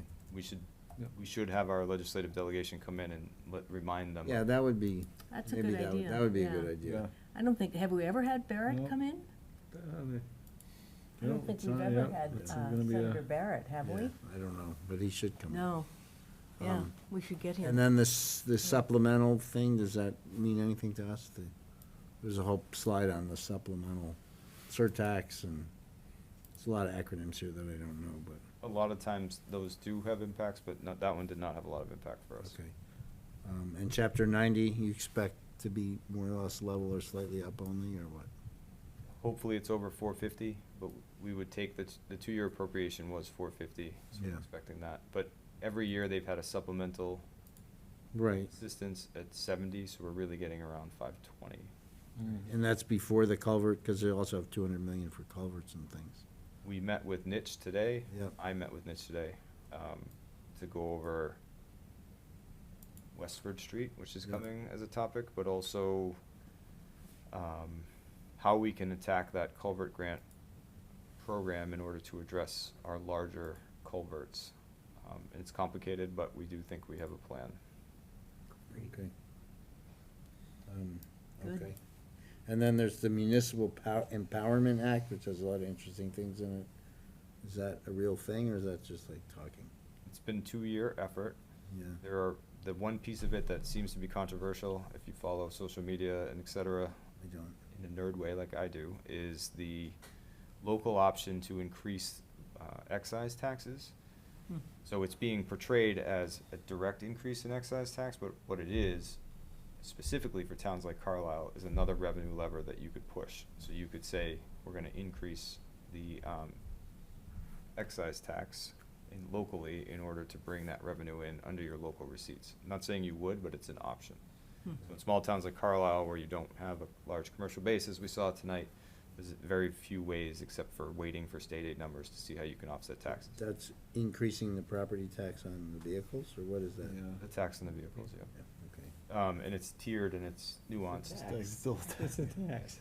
Yeah, Another a little more. 2 more provisions, they're trying to tie the municipal building authority into this. The schools have a building authority that allows you to reduce the cost of school buildings. We, meaning small town administrators and others, have been advocating for the same type of program for municipal buildings. mm, That would greatly benefit Carlisle. We would definitely take advantage of that, given our current building cycle. yeah. Whether that's getting included or not is still unclear, because it would use revenues that people really want to keep in reserve and not use, like the millionaire's tax. So the second thing is, it would increase the procurement threshold. That matters for people like me and Gretchen, who are doing procurement, to the same level as the schools. So it just doubles all of the procurement thresholds, so we have more Give flexibility. more flexibility to not have to I don't competitively have to bid. put everything out for bid. Where would it go, Mm. from what to what?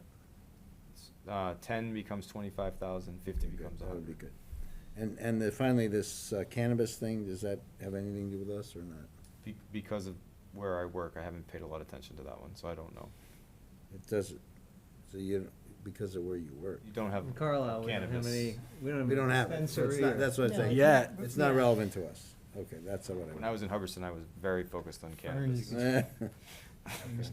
So I agree, it would be good to get Simon and Senator Barrett in, or Simon will come, Senator Barrett might not come, but it would be it would be good time to get them to check in. And I would say January, so that you're right ahead of the state budget cycle, Mm-hmm, Right. yeah, or early February would work too. yeah. So, I mean, Gretchen's report was sort of, the presentation looks really interesting, but she said the vibe was pretty, not very good, so what was her, like, was it worth it? Did she learn stuff? Vibe meaning there's more budget pressure than there has been in all of the communities that surround you and here. Yeah. And with 20% health insurance costs, Yeah. the retirement assessment, and mandatory costs, things are getting squeezed, like employee pay and just the ability to provide services generally. Yeah. School funding is, I'll use a very professional term, bananas right now, so there's just not a lot of hope that everything can be contained in 2.5 or these regular tax So increases. 2.5 is too low of a, they need to, Bar. they need to increase that to give the towns. Or exempt mandatory costs. The most from the- interesting proposal I've heard is that things like health insurance are exempt from 2.5. Mhm. Allow a town like Carlisle wouldn't reduce the tax burden, but it would increase your levy capacity. Right, which is important, we've Yeah. decided that's important. Yeah. One thing to note, though, David, to that point, is you may have read the article that was passed around about the towns and, what is it, The like overrides? Overrides, and the Yeah. override in Medford? was it Medfield or Medfield? No, the one, it's North Shore, Yep. Okay. was it Medfield, whatever, it was in the Boston Globe. Yeah. That talked about how they were gonna have this big override. It passed, they had tiered overrides, and it passed the highest one. So if anything, that's one data point, one town, it's not necessarily a comparable town, Melrose was the town. But if it is indicative, voters are willing to pay, rather than cut services, they were willing to pay Yeah. for Hmm. I'm not saying that's Carlisle, but it's Right. just a data point. But Right. half, in the aggregate, half the overrides had failed. Is that right? Yeah, that was across all what struck Yeah. me about That's that. not, but in any event. I mean, we it's- would probably pass, but you're playing with, it's a much more leveraged vote than normal, like that, it's pretty binary, right? When you fail, really bad things happen. Yeah. And that's, we try as administrators or stewards to avoid putting the town in a position where a whole lot rides on one vote. Yeah. That's my issue with overrides, right? It's better to try to, if you can, manage. You want to have that, well, and If you especially, reject a fire station, okay, fine. Yeah, You but try this was again. But if cutting you, staff, and you're right. but look at it's a pretty draconian. year like this, if we have an allocation increase at the high school and you're subject to a 2.5, if we're at the levy capacity. well, that's exactly right. You- And then if 'cause we have people vote this- it down, you Nowhere still to have to go. pay the high school bill. Yeah. And you're really cutting to the bone. Yeah. That's why good management practice Yeah. for us would We be. gotta keep So if some, they, anything it could do to. we gotta give them keep more that flexibility. buffer. Okay. Yeah. And then- So, and then flipping over to Sarah's report on the Definitely CC not thing, CCA, well, I'm gonna be, it is January 26th, so aren't we coming up to a negotiating cycle? It sounds like we are. I will, So are we gonna get the band together again and all that jazz? I'd like to, yeah. And Okay, all so that let's- jazz. Okay, thank you. Okay, Is that it for the TA report? Yes. All right, let's go on to liaison reports. That's your cue. Well. I can start. No, that's right. I have two, actually. So for the CPC, the funding cycle is open now for the FY '27 CPA applications, and a notice went out to all the board chairs and with copies of the application and information. And then the deadline for submitting your application is the same, is the week before the warrant is closing on it would be the 1st of February, I think, if I've got those dates right. Anyway, that's gone out. And we also just found out what the Carlisle allocation is for the state match, which continues to go down. It was 18 point something% last time, and now it's about 14%. It's just about $100,000, so it's still a decent amount, but that percentage is shrinking, as we were afraid it would. And then on the LSC, the Land Stewardship Committee, they have been trying to review the lease that the Land Steward Committee signed about maybe not quite a year ago. It was about 10 months ago on the Woodward land, and you may have read some things in the Mosquito about, concerns about that. So the LSC has created a subcommittee of 4 people from the LSC committee to review the lease and pull in various stakeholders, and then come back to the LSC with a proposed revision of the lease. With the goal, I believe their goal is still to try to have that done by the end of the year. We'll see if To they. revise the lease. Yeah, because if you got down into the weeds and looking at the lease and the addendum attached to it, there's some unclear stuff or some confusing asks in that, so anyway, it needs some reworking. And this subgroup hopefully will be able to do that, because it's been pretty contentious trying to do it with the full Land Stewardship Committee, so. And that's my report. I do have an update from the library. Martha had said that their construction document bid package is almost complete. They do need a variance from the Massachusetts Architectural Access Board for the historical staircase. Most people don't ever see this staircase, but at the very front of the building, it's now serving as an not emergency. the windy one in the middle. No, it's the old original staircase. So who is liaison for Historical Commission? I am. Can you say a good word on the library's behalf? Because apparently they are, I don't want to say dragging their feet. I really think I'm saying that too strongly. But she basically said, we really need this, and They need what? we need a variance from the variance to Massachusetts let them demo it? Architectural, Access Board, not to demo it. No, it's we are not in compliance right now. You open a door and you have to step down. Oh, I see. And maybe back in 1895 that was perfectly acceptable, but that's not Now you need to anymore. go 4 And feet. in order to, we would actually have to rebuild the staircase. So it ought to, we think we are completely aligned with the Historical Commission's, great love. Can you forward me some kind of email? Yeah, I'll write something up for And you. then, But basically, yeah. we need action. Okay. I think that's it from the library. The trust fund committee is moving right along. We've got another meeting coming up in a couple of weeks, and then I think we're going to wrap things up. Good. Went to the school committee meeting this past week along with Aaron from FinCom. They presented an initial needs-based budget where they're looking for 6.97%. There's work to be done, and there's a lot of discussion about the guideline budget, and they in a fairly quick sense they did a preliminary look at what they would do to get down to, I'm not sure why 4%, but to get that down to 4%. So a lot of this comes down to pre-K special education, given, and I don't want to get into all of it, but If we get more children in the pre-K program that require special education, it may require we create whole nother section of pre-K, and we go to 2 sections. You can't deny, pre-K is That's right.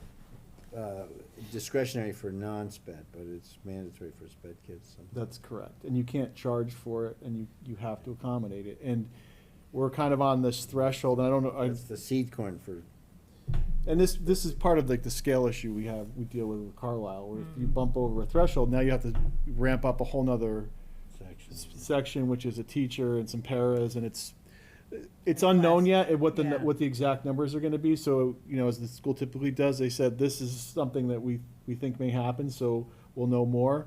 But, it's just looking at that and, just raising the topic of as a one school district, are there ways we can better partner with the region? And It's do tough with pre-K kids. yeah, it's tough with pre-K kids. But anyway, more to come on that. We'll be meeting with them, and I know FinCom is going to be working with them, and we'll see where that gets out. There was also another, it was mostly staffing around SPED and another regular education. So there's a bunch of unknowns and larger discussion going on. And then I don't have any other updates. Anybody else have any other updates? Otherwise, So, well, yeah, no update on town meeting study committee. We kind of took a break while we were getting ready for the actual town meeting, Wayne and me and everybody. But we need to finish that up and issue a report. It's supposed to be by the end of the year. I don't think we're gonna make that, but we'll get something out. I mentioned already the Affordable Housing Trust, so, yeah, trying to get, John's done a really good job, John and his sidekick, I forget the guy's name. Chris. Chris, yeah. Done a pretty good job at researching, options on on the Bog House. That seems to be the focus. And then this morning, we had a pre-audit meeting with the auditors on the financial audit. Seemed to go pretty well, so, Good. They'll start their field work this month, I think, and on we go. good. Warrants and minutes. We had Good. Travis, you have anything? Oh, sorry. The MFC meets Thursday. Yeah. Brian covered most of what we're talking about, which is all these facility projects and everything.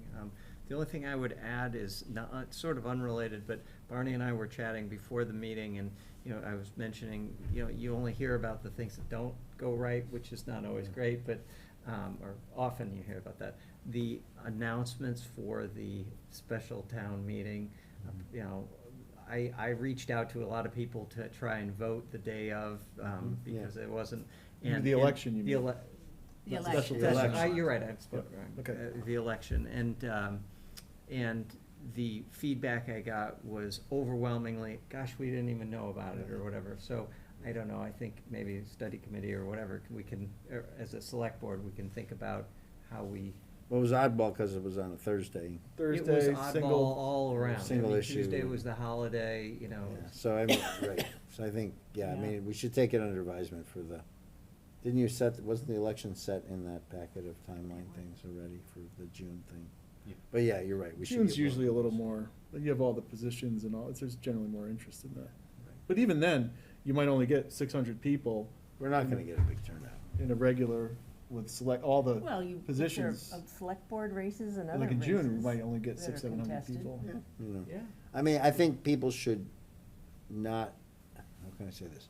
If people choose not to come to vote, that's one thing. But people should not miss it because they Right. didn't feel Know like we about it, right. publicized it Yeah. sufficiently. That was the Yeah. comment that I had, was that they were, but, We're gonna get it's low turnout incumbent- anyway, it's- but- It's incumbent on people to participate in their own government too. Yeah. Mm-hmm. You know? All right. Warrants and minutes, there's minutes from October 21st, November 2nd, November 3rd. November Right, 'cause 2nd, it's the November town 3rd. meeting, Yes. right? Well, one was a none. and- Yeah, the That little one that didn't happen. little one that didn't happen. And then the next night was the budget meeting, right? It Yep. was That's the right. Zoom That's budget right. meeting, Which was yeah. well documented. Once again, Gretchen did a nice One job. at town Yeah. meeting, I'm good with them. Yeah, I'll follow. And then Do you want a motion to, I mean, they've reported Yeah. there. Yeah, no, Sorry. You got 1 minute, we You gotta guys make our good? 10 o'clock deadline there. All right, I move that we accept the minutes of the October 21, 20, or that we approve, I guess is the language. Yeah. That we approve the minutes of the October 21, 2025 Yeah. Select Board meeting, November 2nd, 2025, and November 3rd, 2025 Select Board meetings. Second. Any further discussion? Do a voice vote, all in favor? Aye. Opposed? Great, that brings us back to where we began, community input. Christina, Mary Lynn, Ryan McLean, Mr. McLean, I'm good. yippee-ki-yay. So at the end of this packet are 2 letters to Bill Ricca saying, Oh, about we'd the like you to deal with the Talbot dam. Mill. Is that something for us, or what's that? Or Well, is that just that, information? actually, I did have a question That'll about be for that. future. Yeah, I think, Dan Cook needs to, he's the one that moved Right. it through those, so if you want, I can reach out to Dan, because he called me originally about it. And I I said, mean, "You're does that really call gonna for need some joint Conscom." meeting with Bill Ricca? No, No, they're No, looking no. for like a letter of support, I think. they're all in favor of, yeah. They being Bill Ricca's. Bill in Ricca, favor? oh, yeah, they want to I remove think it's it. just kind of like there's other committees that provided letters of support to Oh, I see. remove the dam, and I think they're looking for something Okay, similar. thank you. Yeah. All right, Great, okay, motion to adjourn, So moved. moved. great. Second, Voice? all in favor, Aye. Aye. Aye. Yay, we made 10 o'clock, yay. Okay, you're official chair now.